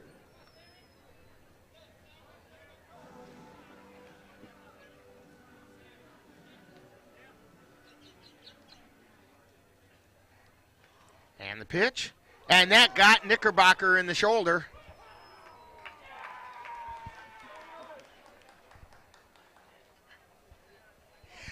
So the Cavs have 2 runners on with nobody out. Brings up Logan Hesselman. He popped a short his last time up. And we're going to get a courtesy runner for Knickerbocker. And it's Ryan Hull. First runner for the pitcher, number 5, Ryan Hall.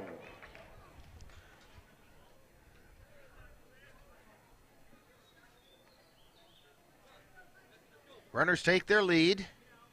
And the pitch. Bunt down the third baseline. It's foul.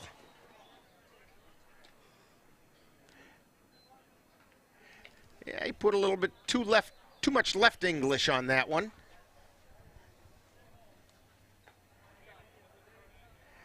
Soften it up a little bit and put it into the grass instead of the dirt. Bears playing in now. Skripek in on the grass. Over at first. Pitches high and inside for a ball, which is exactly what you're supposed to do.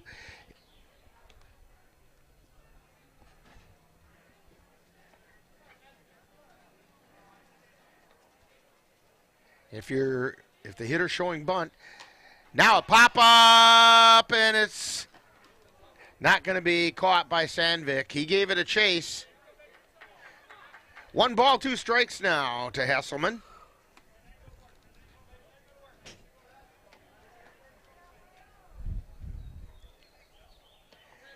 My suspicion is now Hesselman will be swinging away. 2 runners on, nobody out.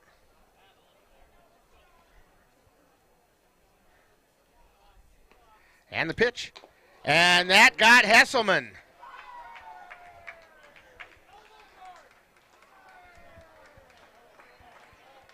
That's 2 consecutive hitters that were hit by the pitch. And we're going to get Blake Johnson out to the mound. See if Chevy Tollefson is ready to go out there.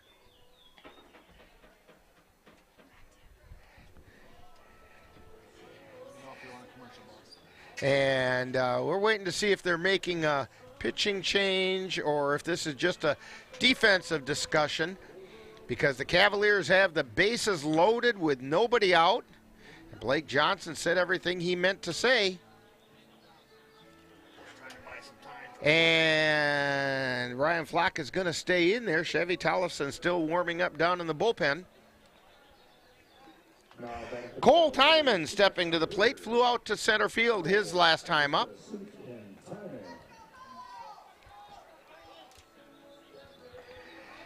Cole Timon hit a big home run against the Bears in the CRBL championship game.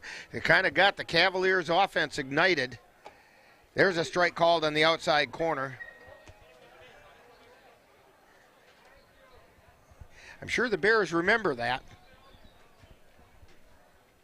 Here's the pitch. Ground ball, stabbed by the third baseman over to second, and they got him at second, but a run comes in to score. Timon gets on a fielder's choice. Went 5-4, but he gets an RBI. In to score is Erickson. And Hesselman was out at second.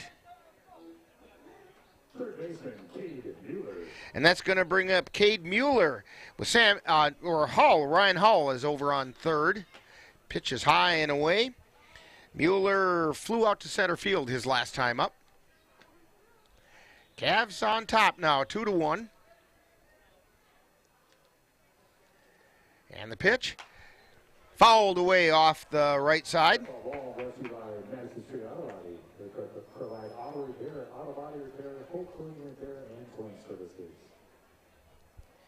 Hull at third, Timon at first.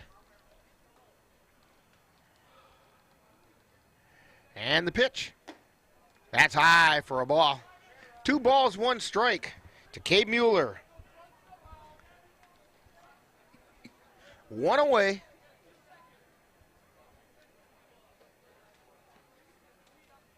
Runner goes, swing, throw it on to second, and he's in safe at second. Cole Timon gets a stolen base.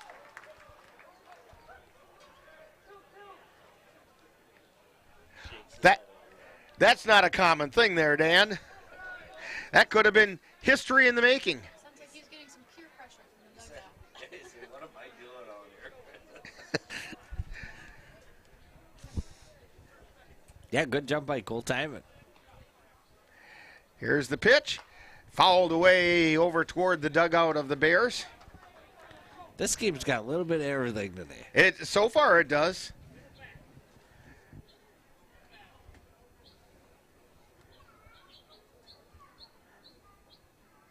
And the pitch. Fouled away again off the right side. Ball brought to you by Auto Vision Center, where they specialize in windshield repair, replacement, and ADAS calibration.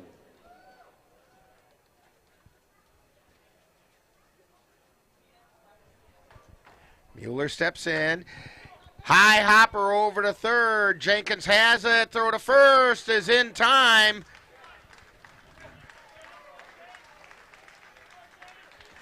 But it's an RBI. See, Knickerbocker comes in. Well, it's Hull. Oh, it's Hull. Okay. But that's going to bring up Riley Gopinski, who grounded to short his last time up. Runner at second now, 2 down. Swing and a miss for strike 1.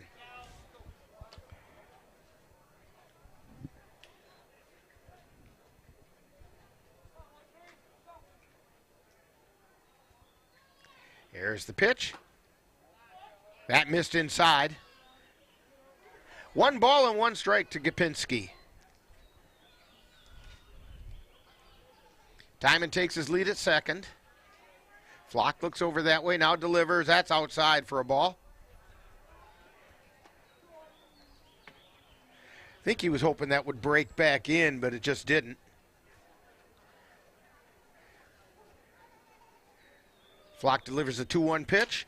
Ground ball off Flock's glove. He picks it up, tosses over to first, and they got him. So, for the Cavaliers, they pick up 2 runs on 1 hit. There were no errors and 1 left on base. So we've played 4 innings, and it's the Cavaliers 3 and the Bears 1 on NLWN-TV. When people are fed, futures are nourished. They can connect with the world around them, unlock endless possibilities, and thrive. Join the movement to end hunger. Volunteer. Advocate. Donate. Go to feedingamerica.org/act now. The roar of our engines, the pump of our heartbeats, the pedal to our metal. The sparks that ignite us, the pistons that push us, the passions that drive us, on the roads that unite us. Napa has America's largest network of parts and care, here to be the fuel that keeps you firing on all cylinders. Visit either of Eau Claire's 2 locally owned Napa Auto Parts stores on Highway 93 or North Claremont Avenue. Heading into the top of the 5th inning, Cavs and the Bears from the Billy Noss Memorial Game here at Carson Park. 7th annual Billy Noss Memorial Game. Leading off for the Bears in the top of the 5th inning, we have Sawyer Sturrs, who flew out to left field his first time up. He'll be followed by Taylor Astrike and Ryan Casimir.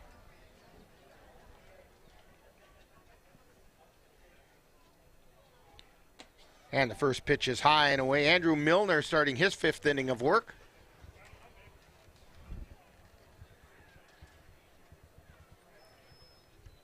And the pitch.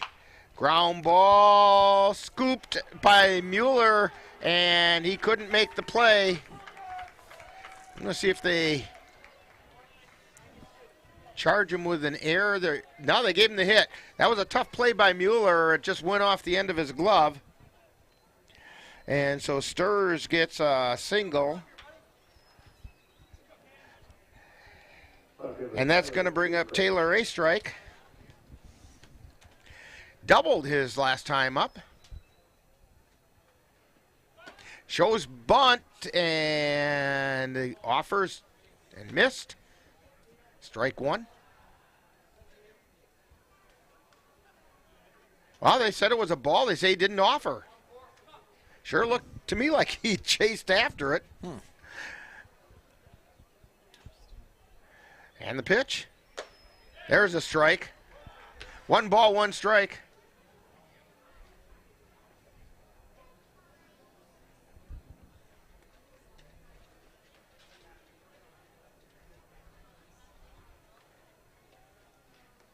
Milner looks over at first and delivers. That's a ball inside. Again, Astrike was bailing out on that pitch and almost broke over the plate. Yeah, that curveball from Andy is really good today. Here's the pitch. Just missed high. 3 balls and a strike to Tyler Astrike. Ryan Casimir on deck, and then back to the top of the order for the Bears. And the pitch. Strike called.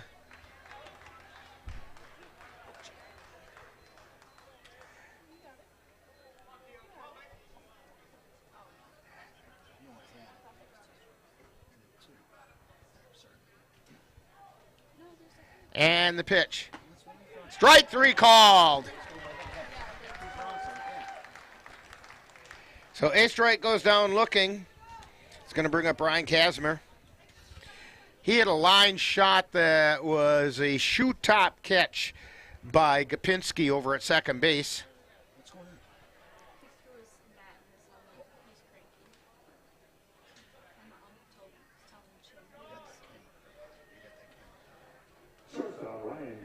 And looks like Dick Smith gave a warning to the Bears dugout. Yeah, you know, that big sweeping curveball like that, you know, it really fools them. And it's a tough one to see, and they're kind of getting a little frustrated by that curveball. So Ryan Casimir at the plate. Showed bunt. It was outside for a ball.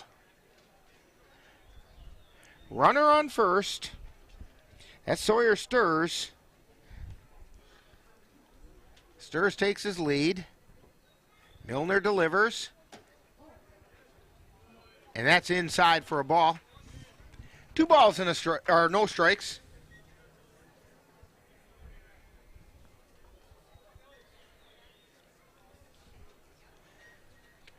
And here comes the pitch. Foul back off into the press box to the left of us, or to the right of us. Almost got our camera over there. Woke Steve up over there.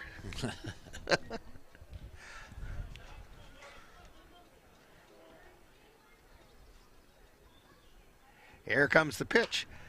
Fly ball or pop up in the infield. Gapinski underneath. He makes the catch.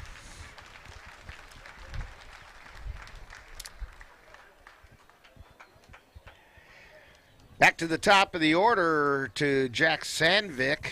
He's 0 for 1, flew out to center field, then he was hit by the pitch. And after that, he got caught in a rundown for the third out of the third inning. And now we're in the fifth. And that one's fouled away.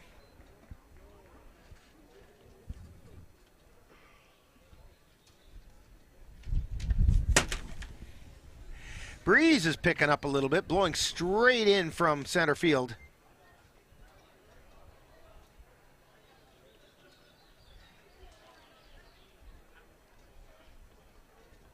Here's the pitch. That missed the outside corner, not by much.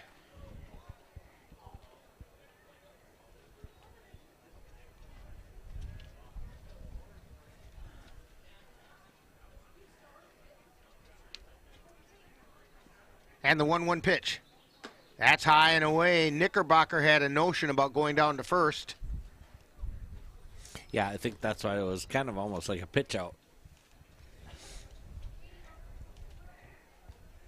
2 balls and a strike, 2 down to Jack Sandvik. Here's the pitch, and that's a strike called right at the letters.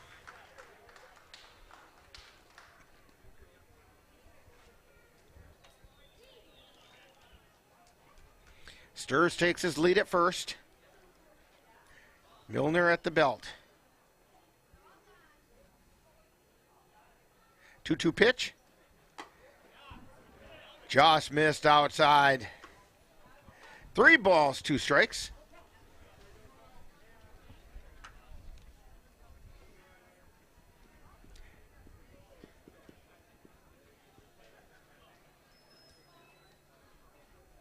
And the pitch.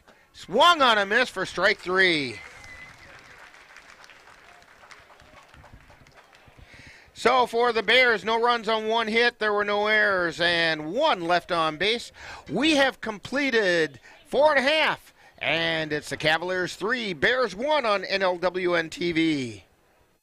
Mom's Restaurant and Pub in Colfax has just what you need when you have that craving for a home-cooked meal the way Mom used to make it. Mom's is open from 7 a.m. to 3 p.m. daily and until 9 on Fridays with a complete breakfast menu. Lunch includes sandwiches, salads, wraps, and burgers, along with Mom's comfort food favorites, and don't forget dinner on Fridays with Mom's famous fish fry. The coffee always hot, the breakfast always delicious, and lunch puts a smile on your face. 225 Bremer Avenue, Colfax. Call 715-962-4617. That's Mom's Restaurant and Pub in Colfax. Honey, the kids are antsy. What can we do that will keep all of us entertained and won't break the bank? How about we take them to the Cavaliers game? Tickets are inexpensive, there's popcorn, hot dogs, and other baseball treats, and great baseball action. That's right, Eau Claire Cavalier Baseball, your best choice for affordable family entertainment. Check out the schedule at www.eauclaircavaliers.org. Being a Cowboy, well, I don't know anything different. I had a very successful career. Life was fast. I was preparing physically. I wasn't doing anything mentally. And then I got hurt. I dug into mental health. I wanted to be better as a person. I start my day with a workout. I live life 8 seconds at a time. Find a place to stop and just breathe. Love your mind. My name's Stacy, I'm 57, and I was adopted in 2020. One teen can come in and make you look at life in a whole different way. You know, he's my father, so I look up to him a lot. If I can be 10% of the man he is, I'll be a happy person for sure.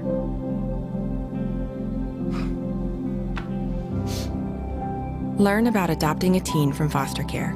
You can't imagine the reward. Visit adoptuskids.org. I don't think that many kids in my son's school even do it. He makes fun of his friend who vapes. He would never try it.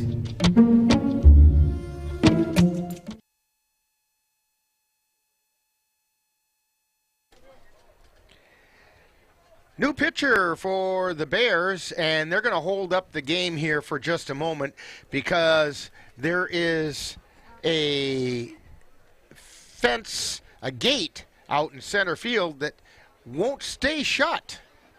They tried to close it, and I saw Cooper Dykes out there, and now Josh Holling is out there, and he's like the little Dutch boy with his finger in the dike right now, trying to keep it from opening. And I know they're trying to get some of the Cavalier board directors. And Dan had said something about take off your shoelace. I think Ryan Bemnister might have just grabbed one. Yeah. As he's heading out there to try to get it taken care of. Look at the speed. I'll tell you. Mid-season form for Bedminster.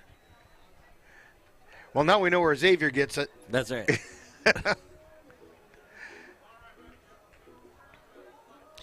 So the numbers are in on Ryan Flock. He went 1 2/3 innings, gave up 2 runs, both of which were earned on 1 hit and struck out 2.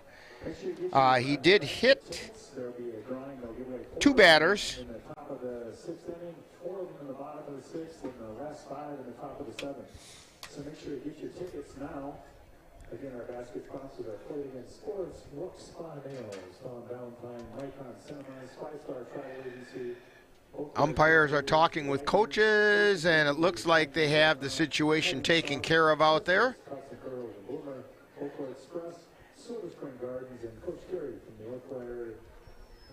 And we'll be ready to get going. Diego Casado is going to lead off for the Cavaliers. He was hit by the pitch his first time up.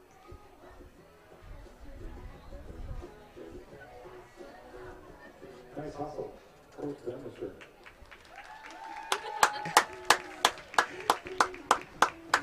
Now let's get some oxygen out there into the third base coach's box for Ryan Bemnister out there.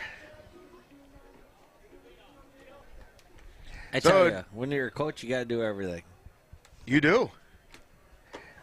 First pitch to Casado is outside for a ball. So Quentin Gonzalez on the mound for the Bears. That's outside for ball 2. Gonzalez has 3 innings pitched. He's given up 3 hits, has a 0.00 earned run average, and has worked to a 3-0 count now to Diego Casado. Here's the pitch. High and away, ball 4. A 4-pitch walk to Casado.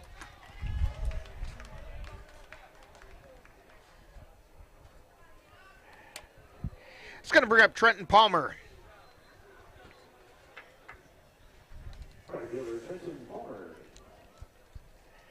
Palmer drew a walk his last time up and is involved in that delayed double steal. He lays a bunt down the third baseline foul.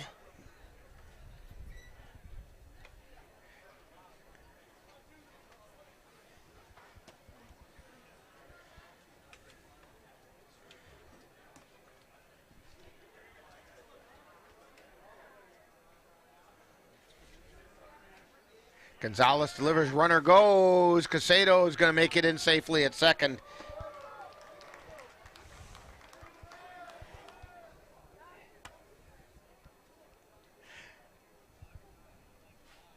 That's his 3rd stolen base of the game.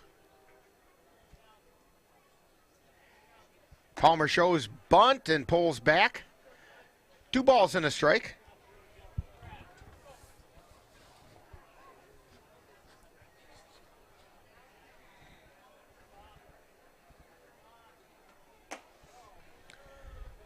And that one missed. It's now 3-1.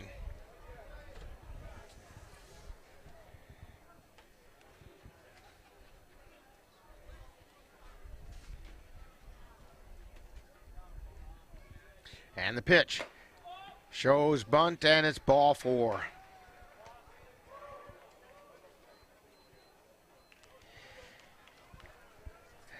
So Gonzalez has walked the first 2 batters that he's faced, and that takes the Cavaliers back to the top of the order. Brayton Tillman, he's 1 for 2, singled to right and struck out.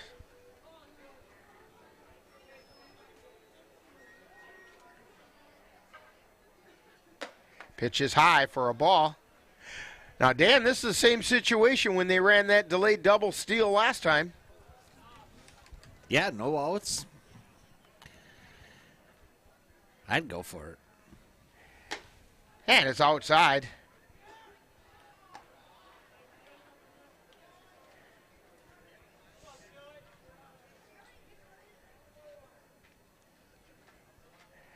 And the pitch. That's outside for ball 3. He wants that edge, and he just can't get it to come back in. 3 balls, no strikes. And ball 4. That might be ball 12, actually. So Gonzalez has walked the first 3 batters that he's faced. Sandvik is going to go out and have a talk with him.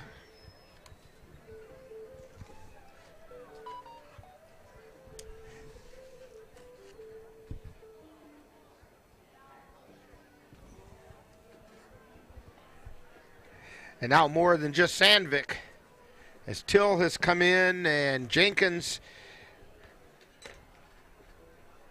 Dick Smith is going to go break the party up. There's always a party pooper out there, isn't there? Yeah. He's not missing by much, but he's just got to bring it inside. I think he's trying to work the edges to keep this game close. Eventually he's going to have to put one down the middle. Xavier Bemnister at the plate.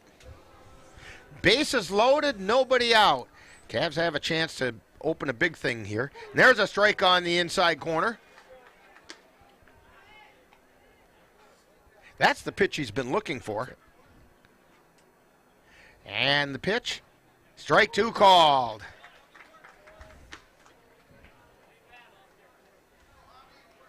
Now Gonzalez is working from the first base side of the rubber. And the pitch. And Bemnister goes down looking at 3 straight strikes.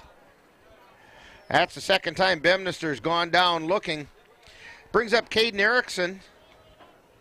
1 for 2, popped to short and single to center field. Came around and scored a run. Bases loaded, 1 out.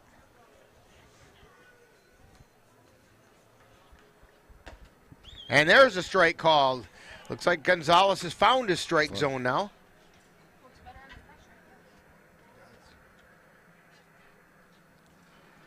And the pitch. That was inside for a ball.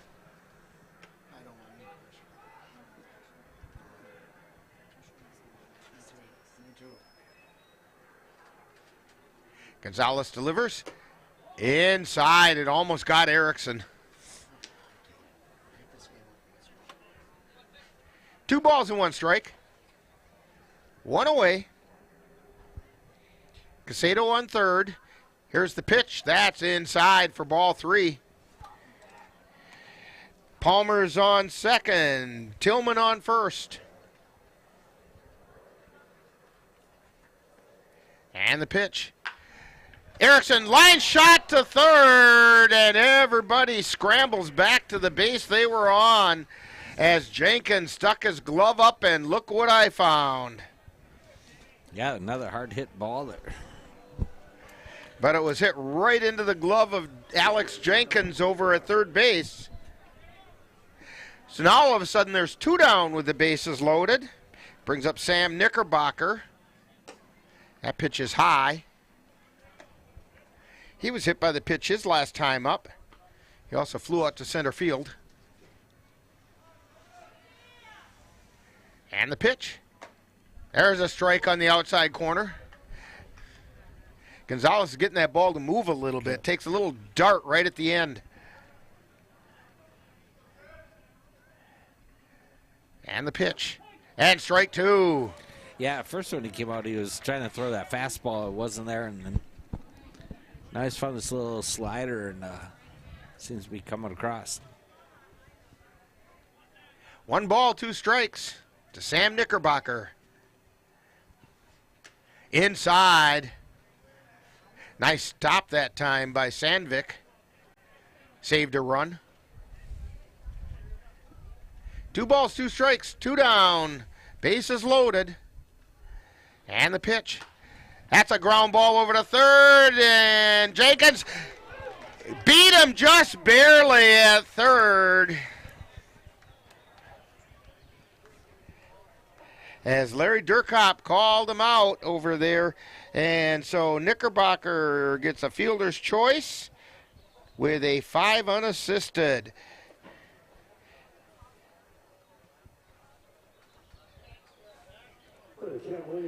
And so for the Cavaliers, no runs, no hits, no errors, but 3 were left on base, and we've played 5 innings. Cavaliers 3, Bears 1 on NLWN-TV.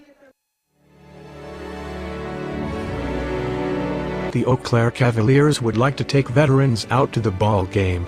That's right, as a thank you for your service. Any veteran of the United States military can receive a lifetime pass for free admission to all Cavalier home games. Just come to Carson Park with your veteran identification, and the Cavaliers will issue you a free lifetime pass to all Cavalier home games. That's just the Cavaliers' way of saying thank you for your service. Auto Vision Center in Eau Claire, your source for auto glass repair and replacement. Their quality work comes complete with a lifetime warranty on workmanship. When it comes to windshield repair and replacement, Auto Vision Center provides mobile auto glass services with free estimates. So if your windshield needs help, call Auto Vision Center today. That's Auto Vision Center at 1631 North Claremont in Eau Claire. Call 715-834-5277. She's into soccer. She's on the honor roll. She's just not the type. No way. No way. No way. No way, my kid would never vape. Get your head out of the cloud. Today, nearly 8,000 kids will start vaping. Maybe even yours. Learn about the dangers at talkaboutvaping.org. Josh Holling to lead things off for the Bears in the top of the 6th inning, and the first pitch is a called strike over the inside corner. Holling is 0 for 2. He flew out to center field, flew out to right field. I wouldn't mind if he flew out to left field and spread the love around. Strike called on the inside corner.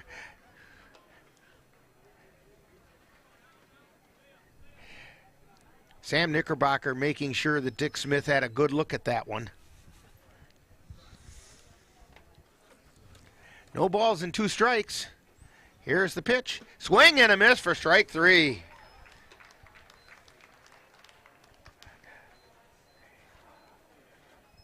That's the 5th strikeout for Milner. Aaron Skripek, the catcher, is at the plate. He's 0 for 2. Fouls that one off the left side. He flew out to right field. He also got on an error.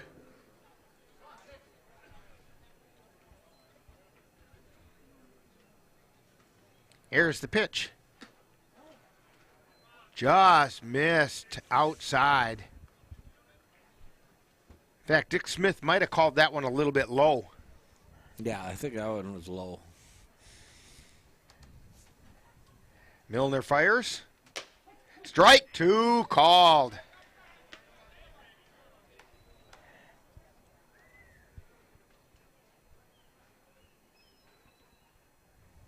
Milner winds and fires. That's outside, blocked by Knickerbocker.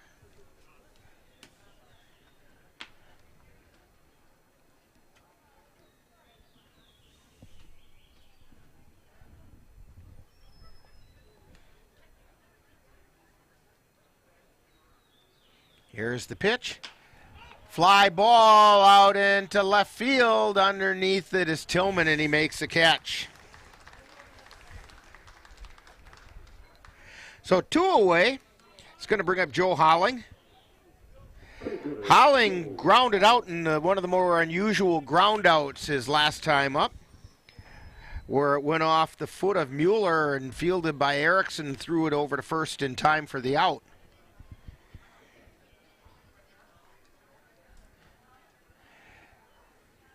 And there's a foul ball back into the screen. Nope, another one right out the. It There's like went a out little gap that over ball to was right. off to our right, and it snuck out the escape chute. They put some gaps in the press box up here just so the balls could get through. Here's the pitch. There's a fly ball out into center field. Bemnister ranges over, makes a catch.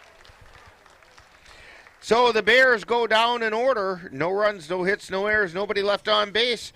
We've played 5.5, and it's the Cavaliers 3, Bears 1 on NLWN-TV.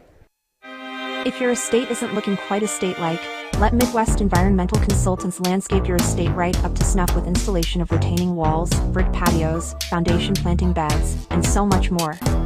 Then they'll keep it that way with their expert lawn care service. Call Midwest Environmental Consultants at 608-468-2067. Let Midwest Environmental Consultants help make your estate the showplace of the neighborhood.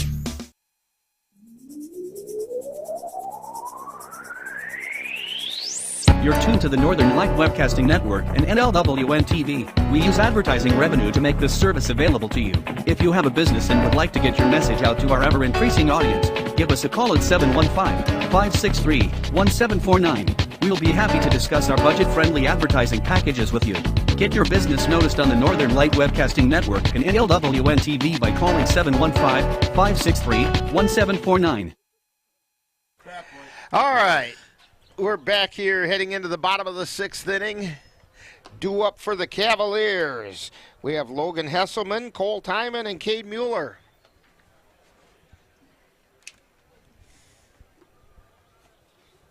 Quentin Gonzalez on the mound for the Bears. He's the third pitcher they've used today.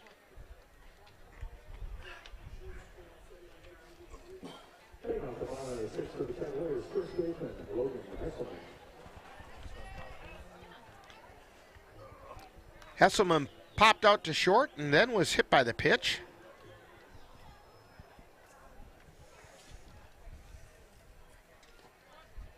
That pitch is down low for a ball.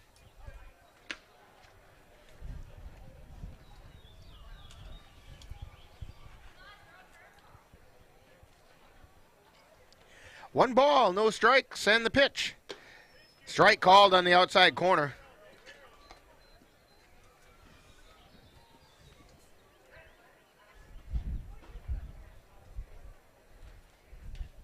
And the pitch. Down low. 2 balls and a strike.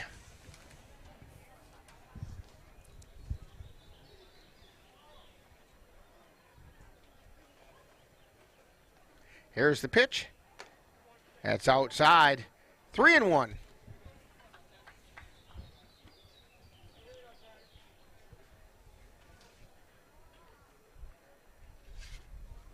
Swing and a miss. Count goes full.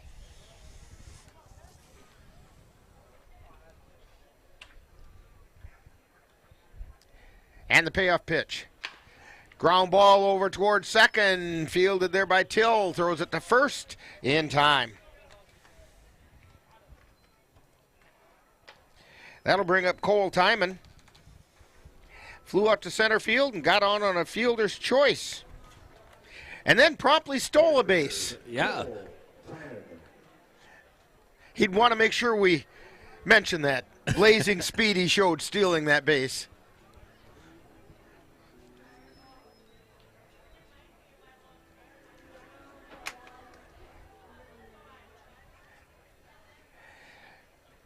Check swing low for a ball.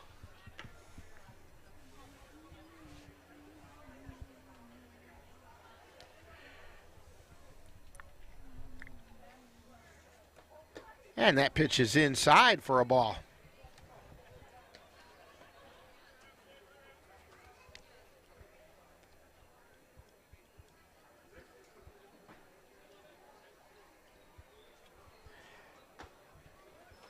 And there's a strike called.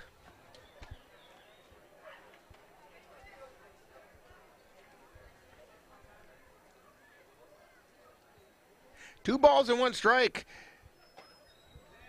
Strike called on the inside corner. Yeah, that's a nice pitch there.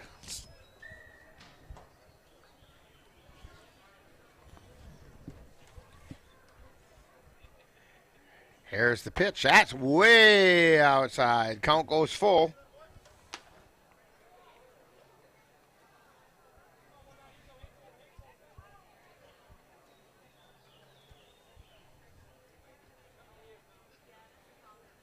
And the pitch. Check swing. Ball 4. Yeah, is it going to appeal? And they do appeal it down to Larry Durkop, but he says, nope, he didn't go. And Timon draws the walk.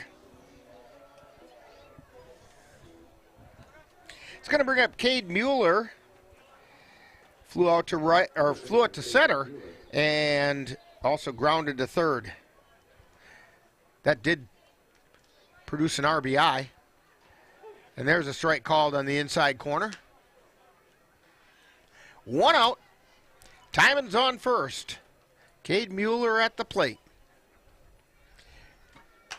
And he follows that one off the right side. 0-2 now the count.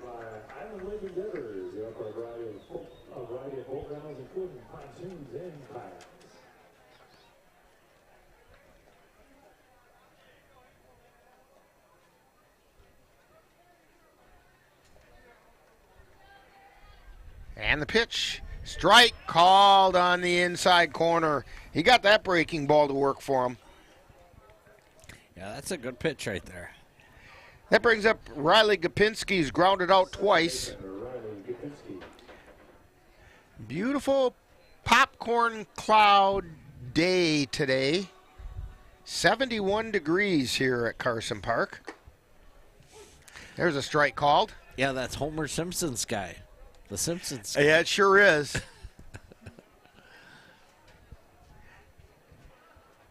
Gonzalez looks in, and the 0-1 pitch missed outside. 1 ball, 1 strike.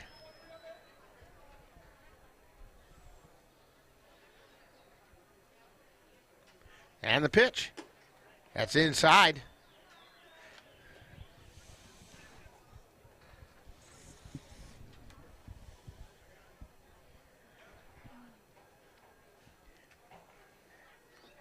Here comes the pitch.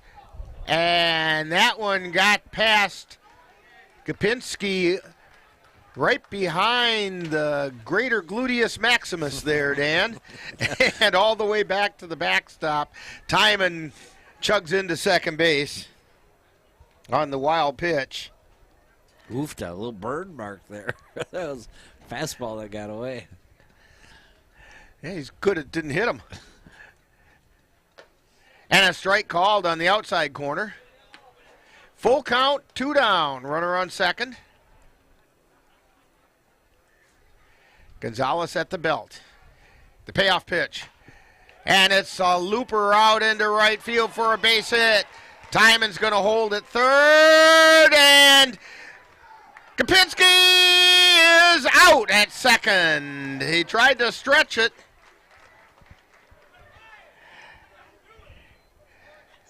And so he's going to get credit for the base hit.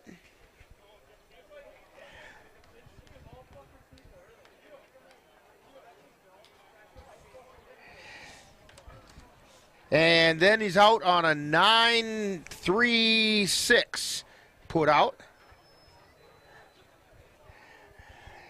So the Cavaliers go down with no runs and 1 hit. There were no errors and 1 left on base. We've played 6 innings, and it's the Cavaliers 3 and the Bears 1 on NLWN-TV. Get in touch with the roots of the Chippewa Valley at the Chippewa Valley Museum, located in Eau Claire's Carson Park, with a mission of connecting people to their community and inspire curiosity. From reinventing the Chippewa Valley, a century of change in farm life, the Farmhouse Theater, along with the Wisconsin Logging Museum and Logging Camp. Also, the Chippewa Valley Museum features special temporary exhibits and traveling exhibits, as well as web exhibits. The Chippewa Valley Museum is open Tuesdays through Saturdays. Call for more information at 715-834-7871. So we're going to go into the top of the 7th inning. And Dan, I think that time the Cavalier base running let them down a little bit, and Gopinski kind of ran out of a possible run there. Yeah, you know, I thought it was going to be 2 when Cavs made the turn at third. I thought it was going to come home, and that's what the right fielder was thinking. But he didn't get all of it, and it went right to the pitcher. And that. Well, he did exactly what he's supposed to do, too. Yeah. He hit his cutoff man, who just redirected. This is why you hit the cutoff man, so he can redirect it. And that's what he did. And yeah, good heads-up play by the Bears. So Alex Jenkins at the plate. He's got a 2-hit day going for him. There's a fly ball out into left field. Tillman's under it, makes a catch. 1 pitch and 1 out. That'll bring up Blake Johnson. Laid down a sacrifice bunt in the 2nd inning, and then later flew out to right.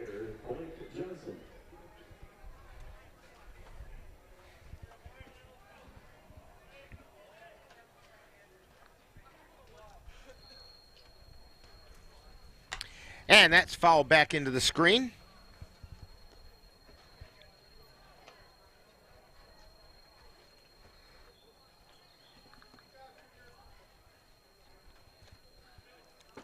No balls, 1 strike, 1 out.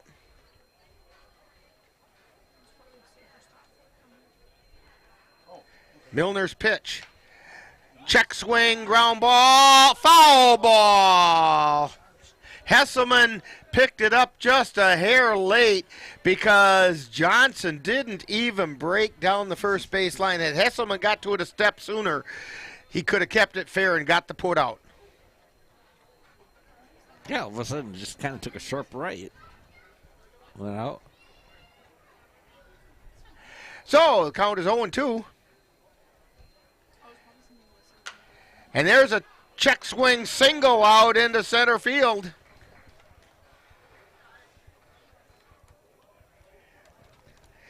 One out, 1 on. Got to bring up Jim Till, who's 1 for 2. Singled to right and went down looking.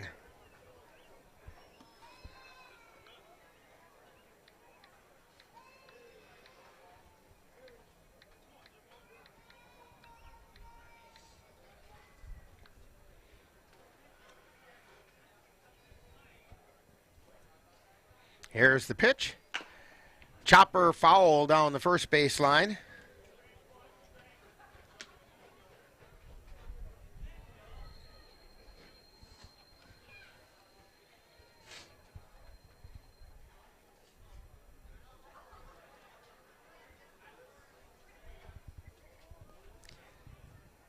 Milner delivers. Strike called. And that one had Till backing out, and it came back and got the edge of the plate.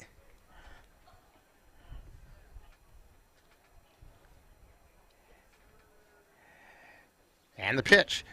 Swung on, fly ball out towards center field. Bemnister's under it, and he's got the catch. 2 down. Brings up Sawyer Stirs.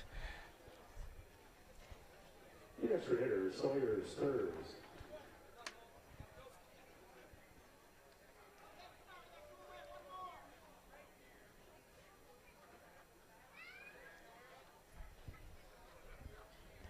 Here's the pitch. That's high for a ball.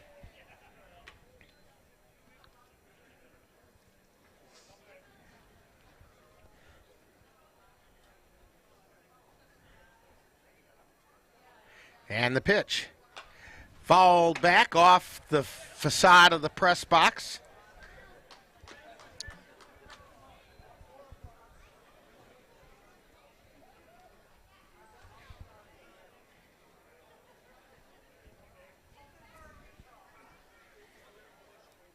And the pitch. Ground ball to Erickson at short. Flip to second for the out.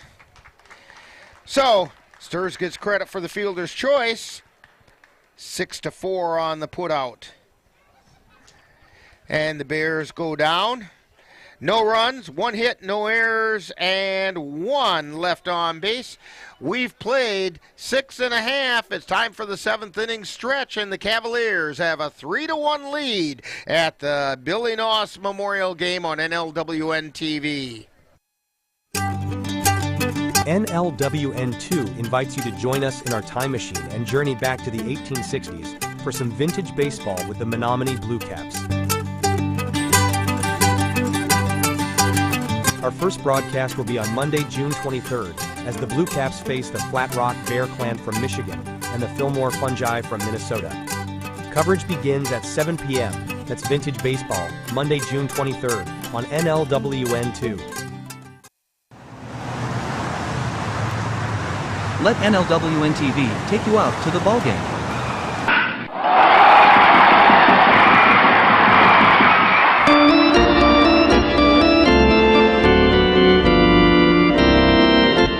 Our next broadcast will be on Wednesday, May 28th, when we will bring you the Cavaliers taking on the Beef River Bullfrogs from Spangbird Field in Strum, Wisconsin. Live coverage on NLWN-TV begins with the In the Dugout show at 6:30 p.m. That's live Eau Claire Cavalier baseball on Wednesday, May 28th on NLWN-TV.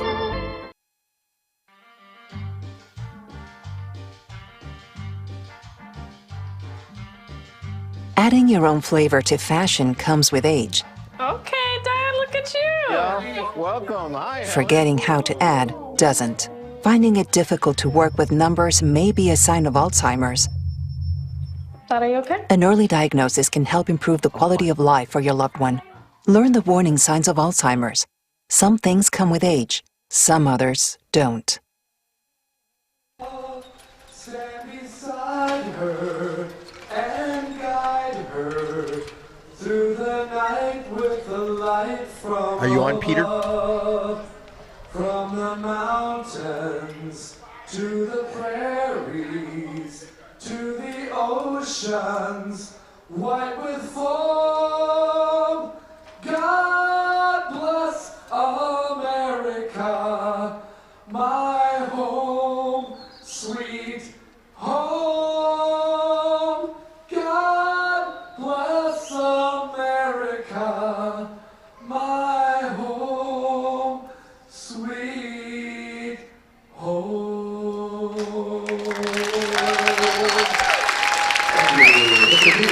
Peter Chumas, member of the Eau Claire Adult Special Olympics Agency 306, with his rendition of God Bless America. As we head into the bottom of the 7th inning, Cavaliers at the plate. Diego Casedo is up. He has gotten on safely both times that he has appeared. Once was hit by the pitch. There's a curveball from Chevy Tollefson, who's now on the mound. And Casedo also drew a walk. Tollefson winds and delivers. And that one's fouled back into the screen. No balls, 2 strikes. The numbers for Quentin Gonzalez: he went 2 innings, allowed no runs on 1 hit. He walked 4 and struck out 2. A little action in the Cavalier bullpen. And there's a soft liner out into left field for a base hit. That's Quentin Gonzalez's first hit as a Cavalier. Or not Quentin Gonzalez, I meant Diego Casedo. And we do have, as Dan said, some activity going on down there in the Cavalier bullpen. Number 8. Well, that's Lucas Costley. And there's a pitch called strike to Trenton Palmer.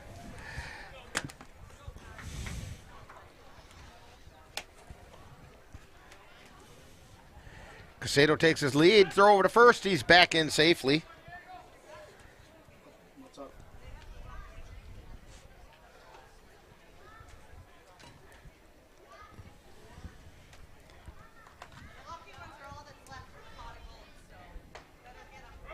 And the runner goes, and that one's fouled back over the grandstand.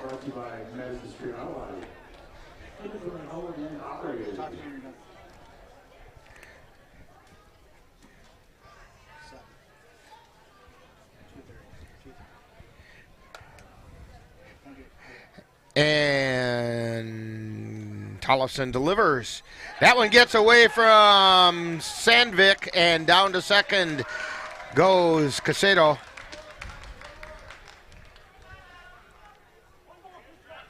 One ball and 2 strikes is the count.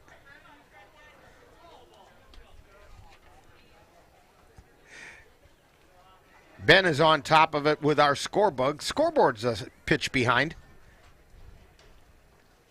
And the pitch. Ground ball over to second, picked up by Till. Throw to first is in time, and Casado is safe at third.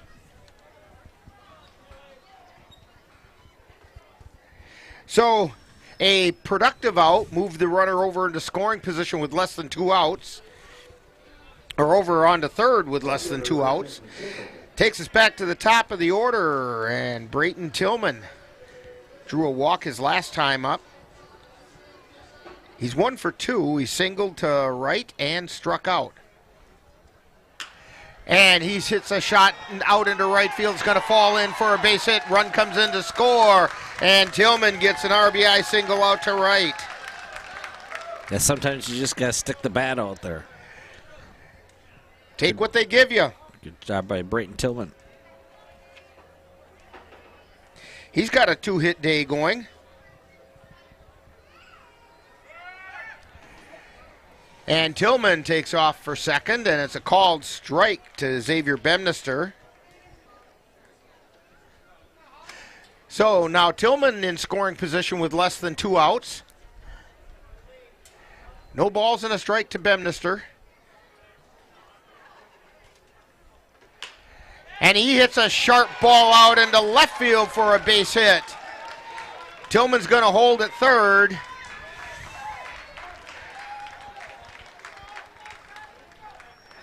So we have Bemnister at first, Tillman at third. Caden Erickson coming to the plate. Shortstop, Caden Erickson.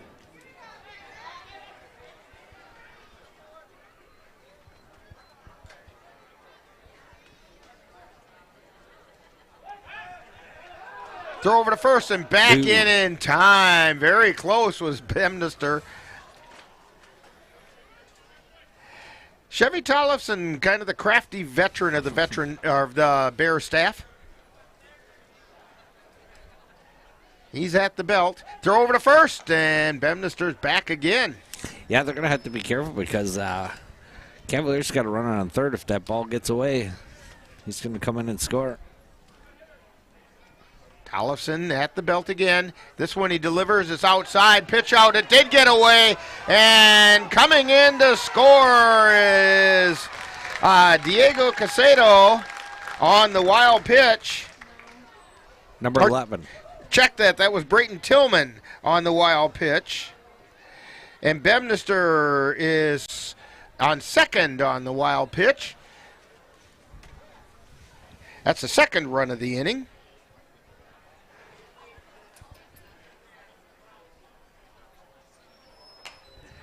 And there's a pop foul.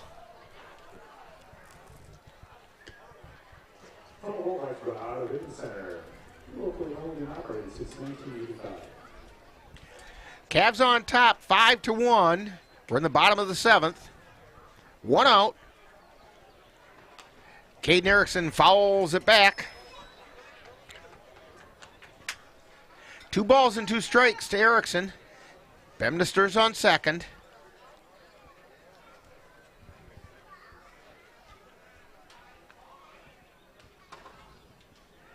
And the pitch. Pop foul, and it's out of play. Right over in the dugout area of the Bears.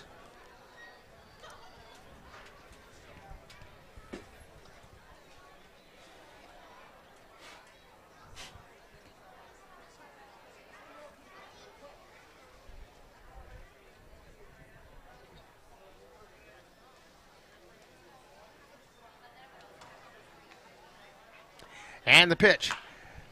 Fly ball out to center field. Coming in is Josh Holling, and he makes the catch for the second out of the inning.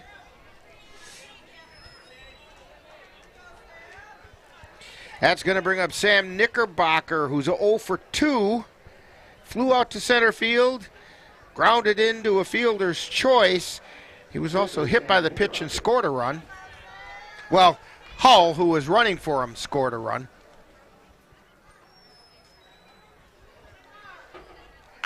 And Knickerbocker hits a fair ball down the first base line, goes into the corner. Bemnister comes in to score. Knickerbocker's going to check into second with a double.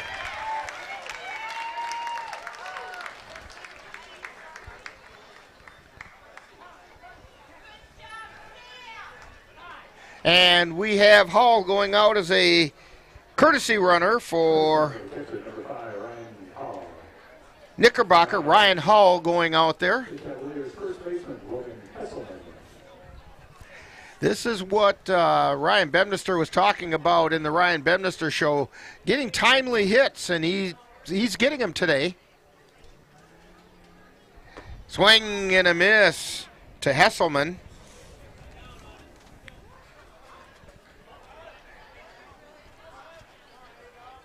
Cavs on top, 6-1.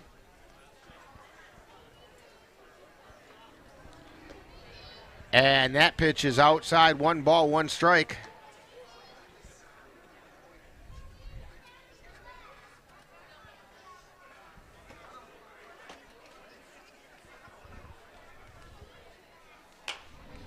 There's a soft fly ball. It's going to fall in out to left field. Coming in to score is Hull, as Logan Hesselman singles out to left.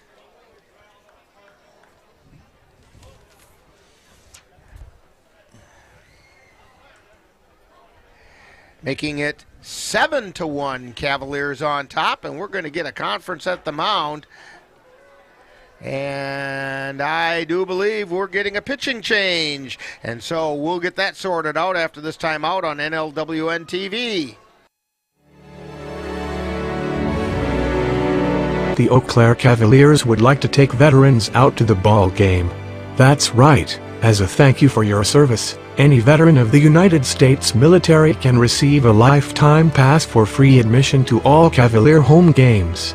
Just come to Carson Park with your veteran identification, and the Cavaliers will issue you a free lifetime pass to all Cavalier home games. That's just the Cavaliers' way of saying thank you for your service. Can't believe you're doing this alone. I've done it before. I remember. You threw your back out. How you holding up? Hand me that board. Nothing wrong with getting help. I'm good. I did it when Felicia left. I'll figure it out. I know you will, but you don't have to do it alone. That's all I'm saying. If I promise to look into it, will you drop it and help me build this fence? Now you need my help. It can be a real pain sometimes, you know that? Mm-hmm. If you or a veteran you know needs support, don't wait. Reach out. Find resources at va.gov/reach. NLWN-2 invites you to join us in our time machine and journey back to the 1860s for some vintage baseball with the Menominee Blue Caps. Our first broadcast will be on Monday, June 23rd, as the Blue Caps face the Flat Rock Bear Clan from Michigan and the Fillmore Fungi from Minnesota. Coverage begins at 7 p.m. That's Vintage Baseball, Monday, June 23rd on NLWN-2. I'm Chris Jakomick. I served in the United States Air Force and I deployed 3 times.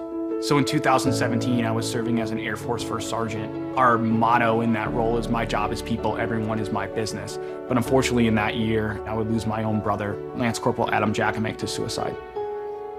The majority of veteran suicides are from guns. I store my weapons securely, not only for myself, but for my family. My service never stops. Being a cowboy, well, I don't know anything different. I had a very successful career. Life was fast. I was preparing physically. I wasn't doing anything mentally. And then... Okay, we have a new pitcher for the Bears. Cole Timon at the plate for the Cavaliers, and the pitch is outside. It's called a strike, and going down to second is Hesselman with a stolen base. Alex Jenkins is now on the mound for the Bears.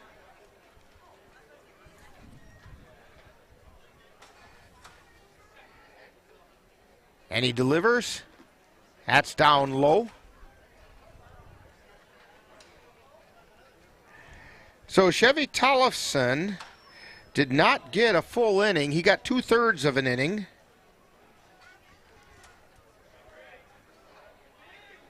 Here's the pitch. Swing and a miss. Old Timon wanted that one.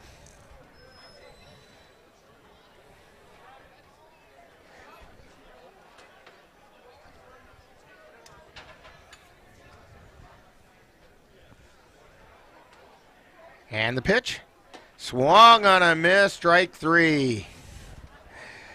So Timon goes down swinging, and the Cavaliers go down, but not before they pick up 4 runs on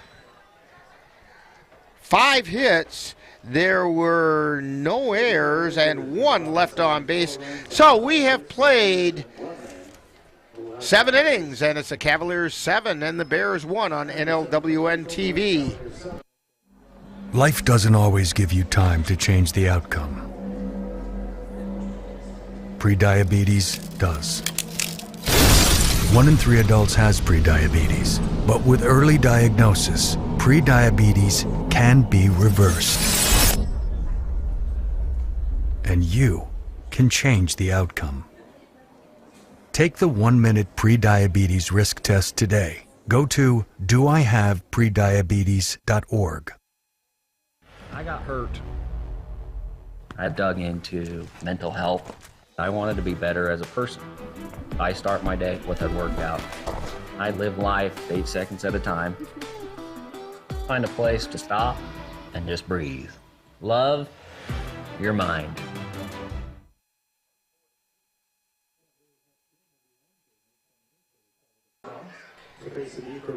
So we're going to head into the 8th inning. Cavaliers trying to win their 7th straight Billy Noss Memorial game. Andrew Milner still on the mound for the Cavaliers. We do have some activity going on down in the Cavalier bullpen. Leading off for the Bears is Tyler Astrike.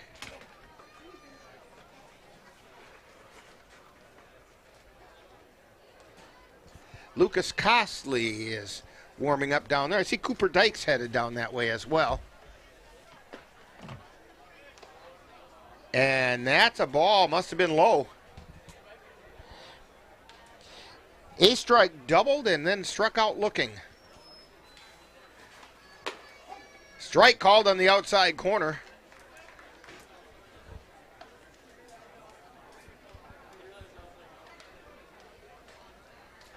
Here's the wind in the pitch.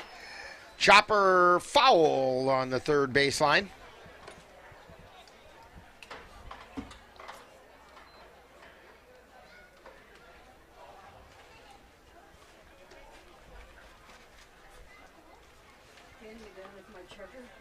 Oh, God, yeah. Thank you.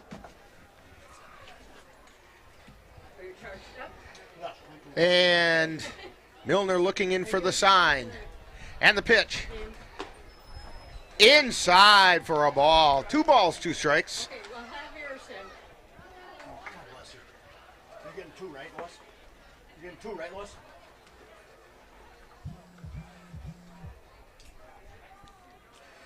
And the pitch. That's just outside. Count goes full to Tyler Astrike.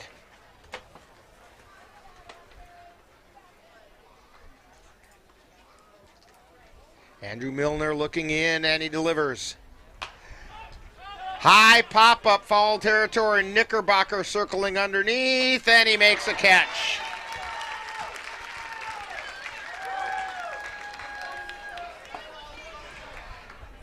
That'll bring up Brian Kastner.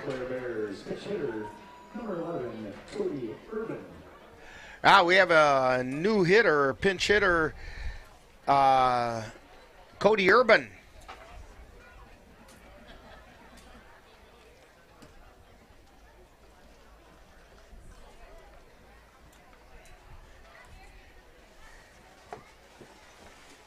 And the pitch to Urban, swung on a miss for a strike. We have no statistics on Urban yet this year.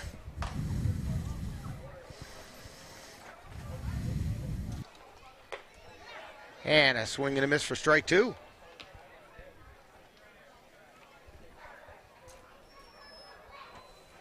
Casimir had gone 0 for 2. He lined out to second and popped out to second. And Milner looks in. The 0-2 pitch. Just missed inside.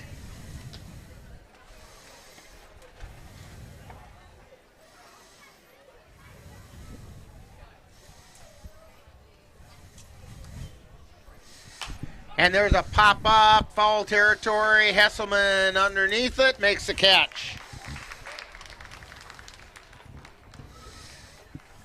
So 2 down, takes us back to the top of the order. Jack Sandvik coming to the plate.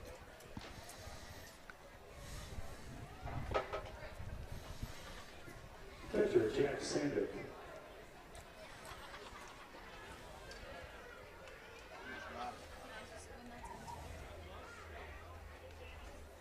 Here's the wind in the pitch. Swung on a miss, strike one. You know, Dan, Milner surprises me. He seems to get stronger as the game goes. He gets that ball doing all kinds of interesting things. Yeah, he don't always have a ton of pitches, but, man, when he throws them, they do what they want it. Oh, that curveball just missed outside. It took the circle route around the plate, I think. This game is not all for baseball today. Later on today, and the pitch, line shot into the glove of Erickson to end the inning. We'll finish that thought when we come back, because the Bears go down, no runs, no hits, no errors, and nobody left on base. We've played 7.5, and it's the Cavaliers 7, and the Bears 1 on NLWN-TV. Achieving my goals as an adult was challenging without a high school diploma. With the help of an adult education center, I finished my high school diploma and it changed my life. This yearbook is a testament to your accomplishments and how they have impacted all of us. Getting my high school diploma made me feel like I can do anything. Now I can help the kids in my community achieve their dreams. When you graduate, they graduate. Visit finishyourdiploma.org to find free and supportive adult education centers near you. Can't believe you're doing this alone. I've done it before. I remember. You threw your back out. How you holding up? Hand me that board. Nothing wrong with getting help. I'm good. I did it when Felicia left. I'll figure it out. I know you will, but you don't have to do it alone. That's all I'm saying. If I promise to look into it, will you drop it and help me build this fence? Now you need my help. It can be a real pain sometimes, you know that? Mm-hmm. If you or a veteran you know needs support, don't wait. Reach out. Find resources at va.gov/reach. Well, we're heading into the bottom of the 8th inning. Grant Preston is now in right field for Joe Howling.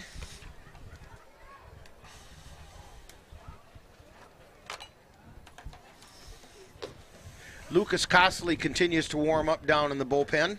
Along with Cooper Dykes, I believe. Rathke. Oh, it's not a 1? Number 7. Well, 1 and a 7, they look similar. Yeah.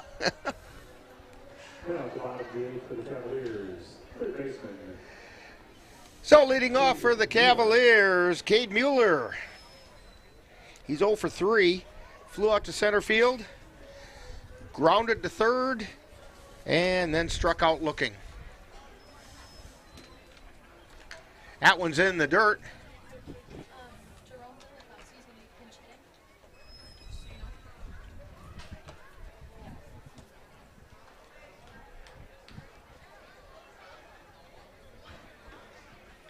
And the pitch from Jenkins, pop up in the infield, and it lands fair but bounces foul.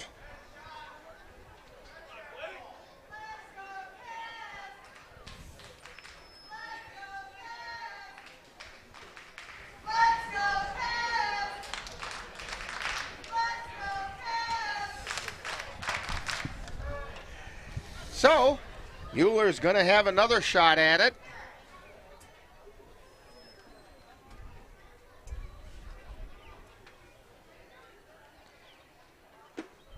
And that one just missed outside. 2 balls and a strike. As I was saying last half inning, there is more baseball here at Carson Park this evening. The Eau Claire Express are going to open their season against Thunder Bay. There's a ground ball back to the mound. Throw over to first is in time. Jenkins to Skripek.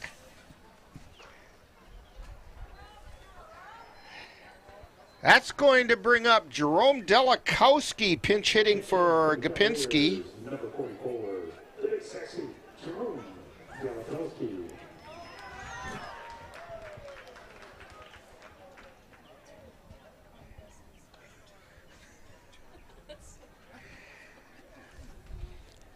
Delikowski steps in. And the pitch. That's outside for a ball. Jerome does everything down there. That time he had to catch the ball for the catcher. He's got to swing. He's got to catch it. He's got to play first base once in a while. Fly ball out into center field. Josh Holling coming in. He's under it. He makes the catch. 2 down. And that brings up Diego Casedo. Now, Casedo singled his last time up, eventually came around and scored. He's been on 3 times. He got hit by the pitch and drew a walk.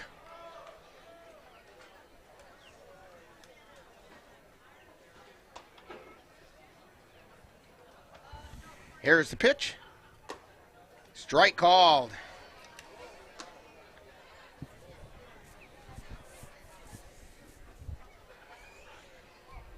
Jenkins winds and delivers. That's high. 1 ball, 1 strike.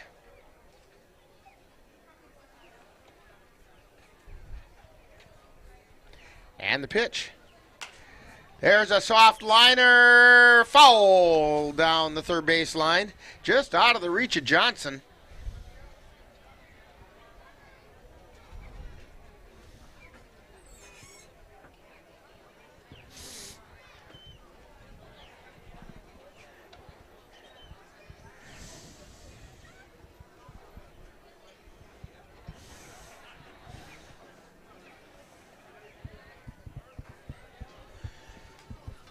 Cavalier bullpen pretty active down there with Costley warming up. Swing and a miss for strike 3, and the Cavaliers go down in order. No runs, no hits, no errors, nobody left on base.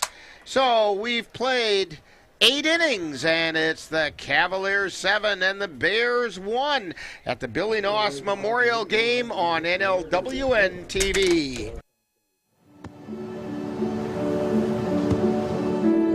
I don't remember how it started. Go to that. Oh boy. Our back and forth. It always came back. Dad! You probably don't remember what you told me, That was perfect. but I heard every word.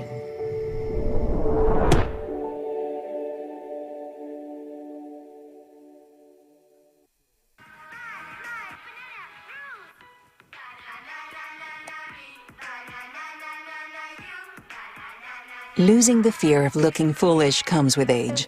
Who did you steal him from? Losing your way in your own home doesn't.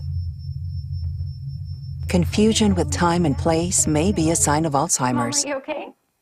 Yeah, I'm fine. Early detection gives you and your loved one time to plan for the future.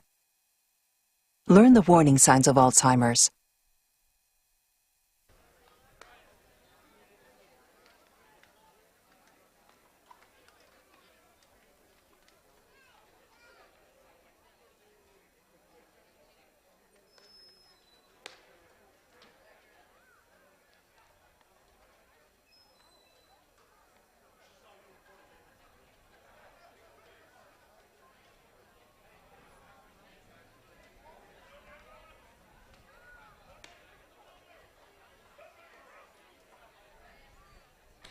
Couple of changes for the Cavaliers. Now playing second base is Logan Hesselman, and replacing him over at first base, Jerome Delikowski.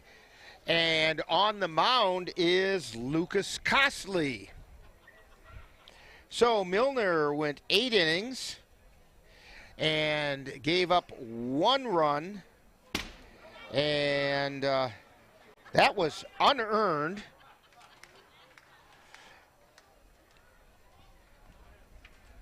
He gave up 6 hits. He walked. He walked 4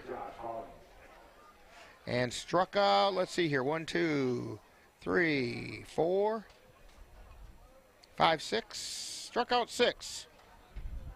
Pretty good outing for Andrew Milner. Now Lucas Costley facing Josh Holling. Ground ball knocked down by Mueller, and he does not have a play. Holling's going to get an infield hit on that.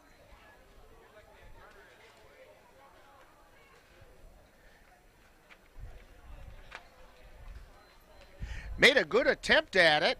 Might have kept from being an extra base hit by knocking it down there at the line. Nick. Say that again? Good speed going to first by Holling, too. So it was been a tough play. Knickerbocker had a word with Costley to make sure they weren't getting their signals crossed up. Aaron Skrypek at the plate, 0 for 3. Pitch is outside for a ball.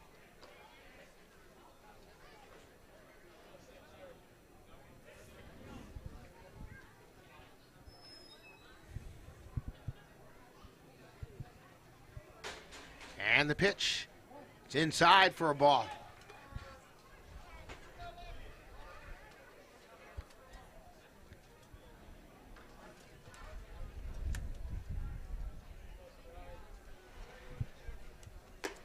And there's a strike on the outside edge.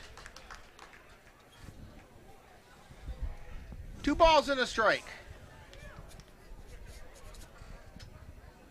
to Aaron Skrypek. Swing and a miss, strike 2. Costley threw that one by him.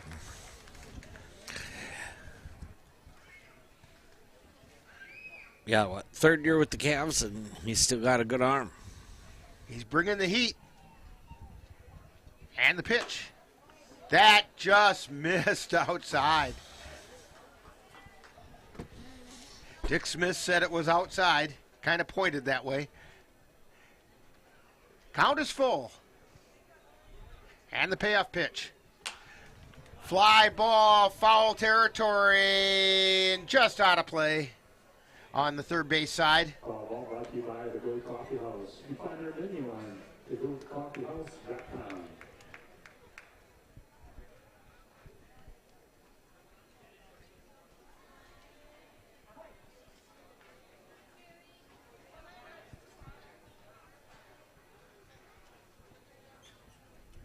Here's the pitch. Swing and a miss for strike 3. Again, he threw it right past him.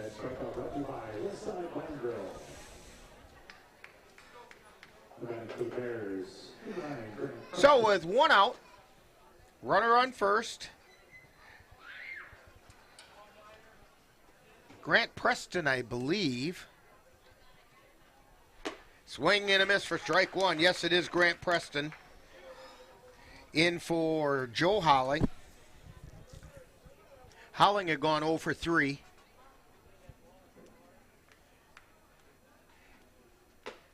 And there's a strike on the outside corner. No balls and 2 strikes. This is not a save situation for Costley. Just missed outside.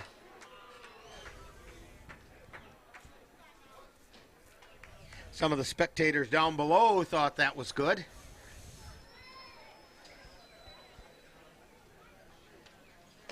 And that's strike 3. Costley brought in the curveball and had him very twisted around. I don't think I've ever seen that pitch from Costley. I don't know, some sort of change-up curveball thing.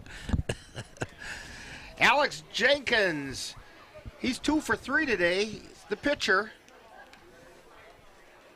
Bears down to their last out.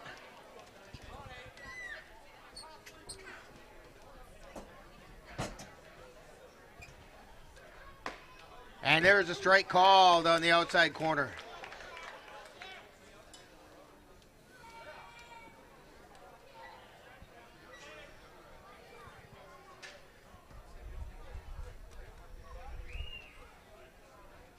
Here's the pitch. Swing and a miss, strike 2.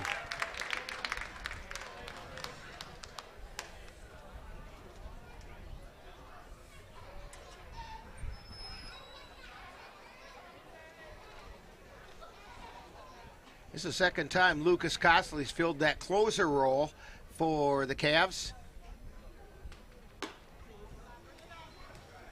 That pitch was outside as Knickerbocker tried to frame it. And both have met, at least thus far, with pretty similar results. Here's the pitch.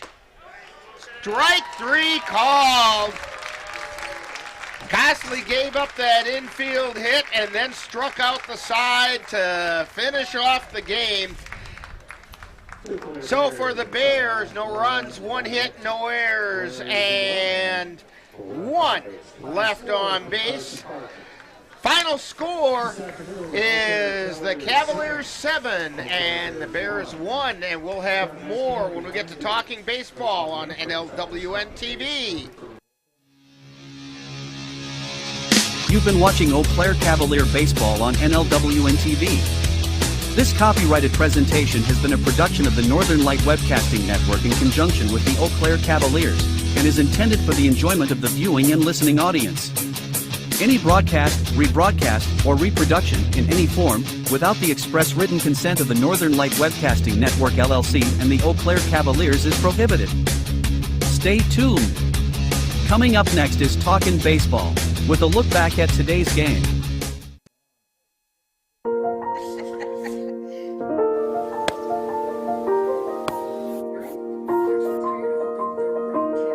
Hey, honey.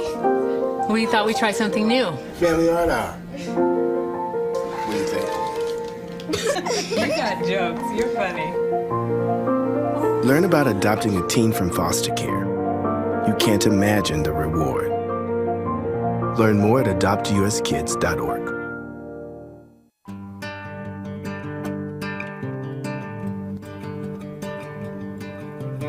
Time now for Talkin' Baseball with a wrap-up of today's Eau Claire Cavalier game. And now, back out to the ballpark. And we're back here at Carson Park, and the Cavaliers come away with the win. Let's see, I'm trying to, yeah, there we go. I was just trying to figure out who the losing pitcher was. Winning pitcher today's game is Andrew Milner, makes his record go to 2 wins and 1 loss on the season. And the losing pitcher is Ryan Flock. And as far as we can tell, that's his first appearance, so he'd be 0-1. And we have some future base stealers for the Cavaliers out on the bases right now. And we're going to be talking with Ryan Bemnister in just a few minutes. But the Cavaliers picked up 7 runs on 8 hits. They did commit 1 error. And the Bears got 1 run on 7 hits, and they also committed 1 error. And like I said, the winning pitcher was Andrew Milner, losing pitcher Ryan Flock. And that's just about gonna get us set for when Ryan Bemnister comes up, and we'll have that right after this timeout on NLWN-TV. My name's Stacy, I'm 57, and I was adopted in 2020. One teen can come in and make you look at life in a whole different way. You know, he's my father, so I look up to him a lot. If I can be 10% of the man he is, I'll be a happy person for sure.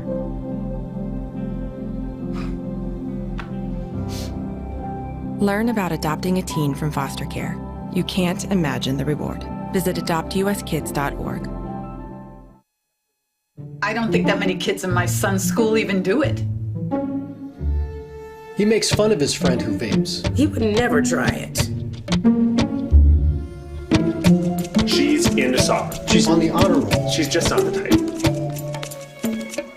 No way. No way. No way. No way, my kid would never vape. Get your head out of the cloud. Today, nearly 8,000 kids will start vaping. Maybe even yours. Learn about the dangers at talkaboutvaping.org.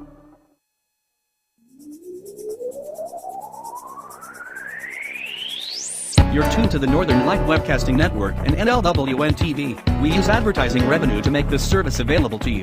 If you have a business and would like to get your message out to our ever-increasing audience, give us a call at 715-563-1749. We'll be happy to discuss our budget-friendly advertising packages with you. Get your business noticed on the Northern Light Webcasting Network and NLWN-TV by calling 715-563-1749. And we're back here at Carson Park, still waiting for manager Ryan Bemnister as the Cavaliers come away on top of the Eau Claire Bears by a score of 7-1. That makes the Cavaliers 7-0 in the Billy Noss Memorial Game, and so they've never lost a Billy Noss Memorial Game.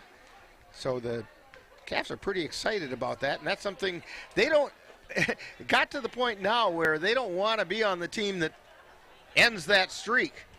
And so it turning into something more and more for the Cavaliers each time around. And we're waiting to see if Ryan Bemnister starts heading up this way. He's still down on the field.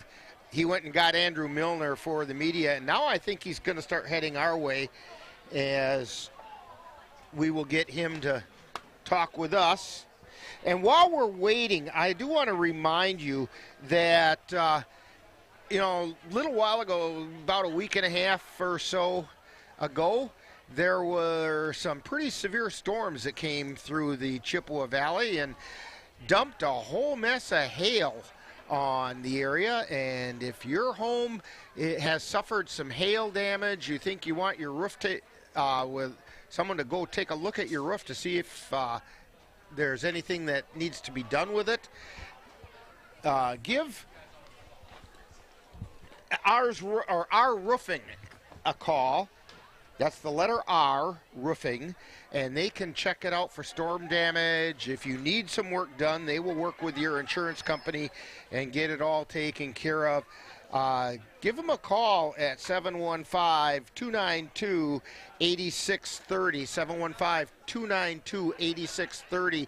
You know, and things like that happen. It's really important because there's a lot of shady characters out there that will take advantage of you, and you will end up losing money in the process. That's not ours roofing. They're local, they're trustworthy, and they do good work. So give them a call. Get that roof looked at, get the damage repaired, 715-292-8630. Still waiting for Ryan Bemnister to come up. He should be coming up shortly. And while we wait, we'll take this time out on NLWN-TV. Let NLWN-TV take you out to the ballgame.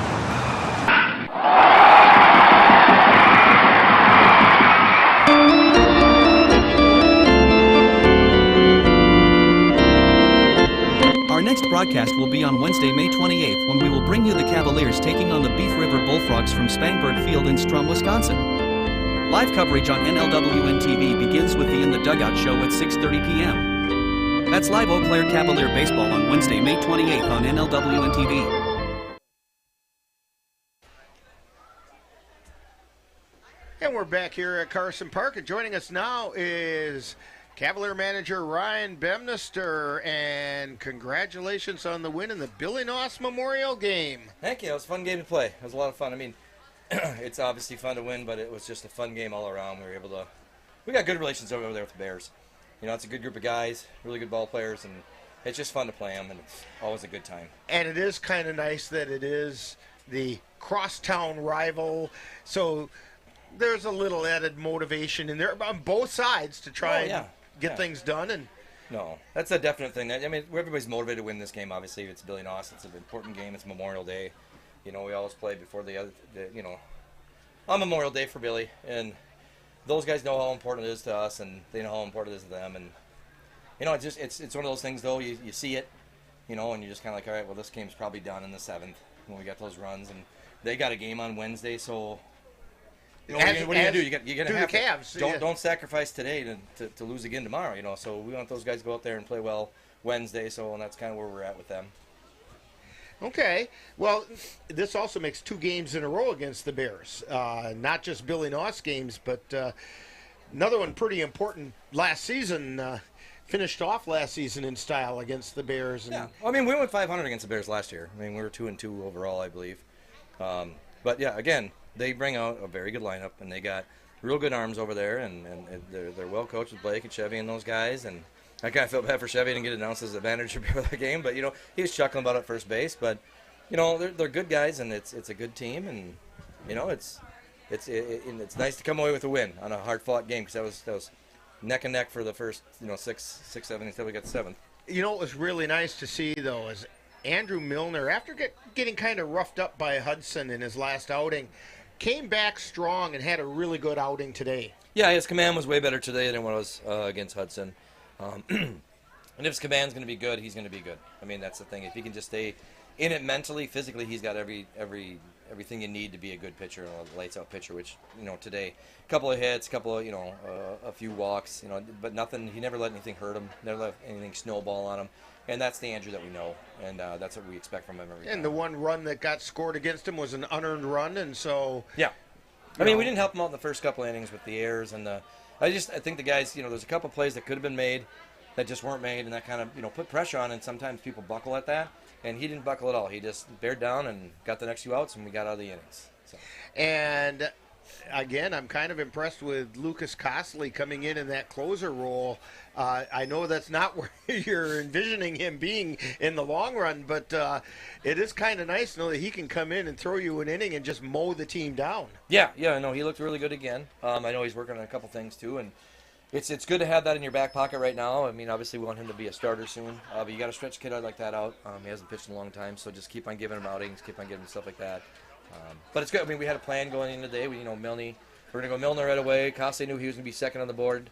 We're going to go Dykes last. Dykes got a little cut on him in warm-ups and stuff, so we were hoping not to get to him. And then we had Aker, and then we wanted to stay away from Rafke if we could because we're going to put him out there on Wednesday against Beef. So it was just really important to have a good outing and a long outing from Andrew. And every inning he came in, he goes, I got one more. And I'm like, that's all we want to hear. And then once he came off in the 8th, he's like, give it to Costley. Let's finish this out. And that's what we did. And you got a nice an 8-inning performance. You can't complain about that. No, and we didn't have to run him out 160 pitches. We only threw 108, something like that, 109, I think. I mean, it wasn't a lot of pitches by any means for a starter, especially a kid that, with his physique, he can give you long outings, give you 90 to 110 pitches, and still be good. The other thing that we commented about during the game is something that you and I had talked about during the Ryan Bemnister show, is that you were looking for the day when you started getting some timely hits, and that started happening today. Yes, and I was really proud of it. I was really happy to see the timely hits from a few of those guys. Couple were guys that haven't had a lot of at-bats in that role. A couple of them were like, okay, they usually perform for us, and they've had a rough outing so far, but now we got a hit, and we got this ball rolling and rolling. And, these guys have seen, when they threw Chevy out there, a couple of guys were like, well, geez, I can hit him. And then you're like, no. He's very good at what he does. He's a crafty pitcher. We even called him on the air the crafty veteran. Yes, he can get you out. And I was talking about other new guys. He's like, I didn't expect that when I saw him warming up. It looks way different warming up than it does when you're in the batter's box because he's got movement and stuff like that. But when you see a guy like that a few times, especially these older guys, they can get their timing down on that, and then they got it. So that's a good thing to see because I think we're going to see a lot of that this year from a few teams because we do seem to struggle a little bit with the guys that mix it up more, and we got to get better at that. Well, it's a good way to wrap up the Memorial Day weekend with a win over the Bears, and coming up on Wednesday, we're down in Strum for the Beef River Bullfrogs. We are. I can actually go home and Probably sleep tonight for the first time in 3 days. Well, you've also had a high school graduation that you had to navigate your way through. I might have had to cook a lot of chicken the other day, yeah. So congratulations, Sealy. Have a great Memorial Day weekend. Yeah, and we'll second Way to that go, Cavs. All right, and we'll be back with more on NLWN-TV right after this timeout.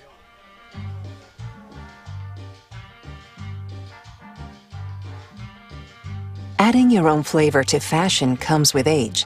Okay, Dad, look at you. Yeah, welcome. Hi. Forgetting how to add doesn't. Finding it difficult to work with numbers may be a sign of Alzheimer's. Dad, are you okay? An early diagnosis can help improve the quality of life for your loved one. Learn the warning signs of Alzheimer's. Some things come with age, some others don't.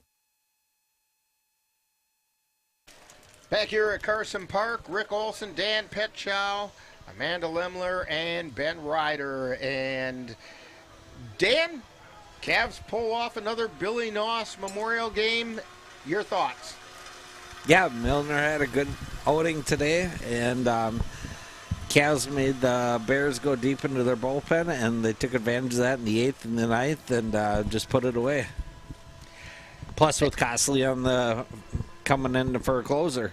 He didn't give them any room to breathe when he came in and just shut them down. So the Cavaliers picked up 7 runs on 8 hits. They committed 1 error, and the Bears had 1 run on 7 hits, and they committed 1 error. Winning pitcher Andrew Milner, losing pitcher Ryan Flock. The Cavaliers go to 3-2 on the season, and the Bears are now 6-3 on the season. So, want to remind you that coming up on Wednesday, make sure you join us right here on NLWN-TV as we bring you the Eau Claire Cavaliers traveling to Spangberg Field in Strum to take on the Beef River Bullfrogs. Coverage begins at 6:30 with the In the Dugout show, followed by live play-by-play action. Also, make sure you join us on NLWN2 for our coverage of vintage baseball as we bring you the Menominee Blue Caps playing baseball in the style of the 1860s. On Monday, June 23rd, we'll bring you our coverage of the Blue Caps taking on the Flat Rock Bear Clan out of Michigan. I love the names of these teams. And the Fillmore Fungi from Minnesota. Yeah, I'm going to have to get one of their hats. I think so.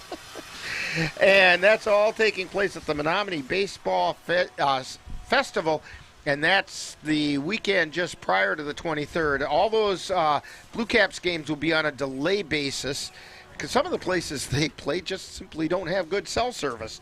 And so rather than risk it, we'll just schedule everything for the Mondays following.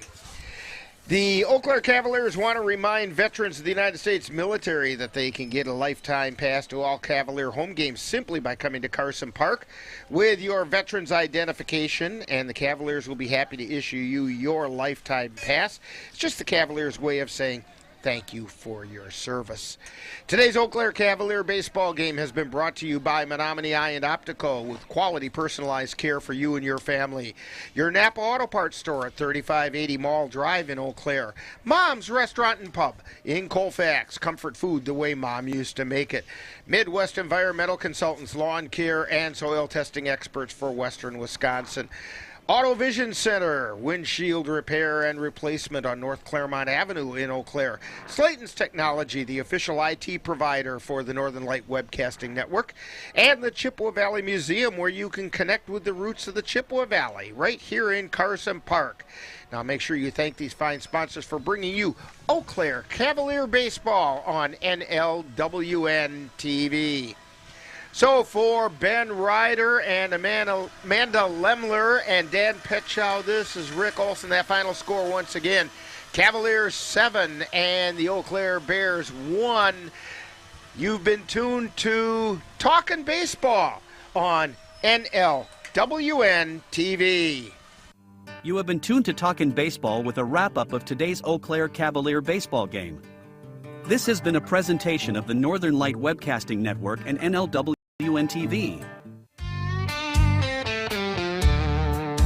In the heart of a small town where the rivers flow, there's a spirit up and it's starting to grow.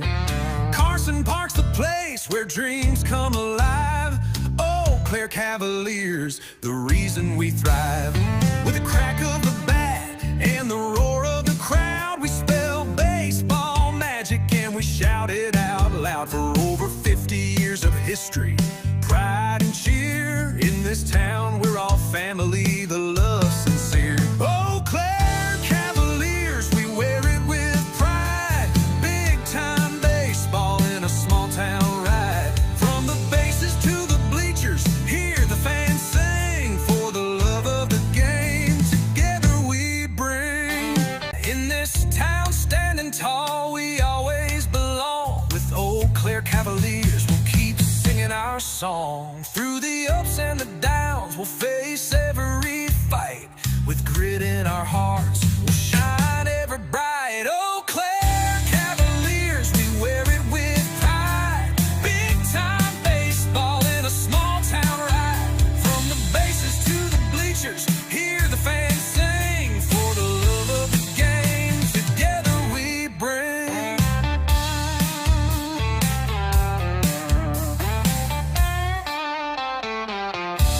So raise up your voices, let the stories be told. In Eau Claire's pure heart, our legacy bold. With the Cavaliers shining like stars in the night. Big time in a small town, forever in our sight.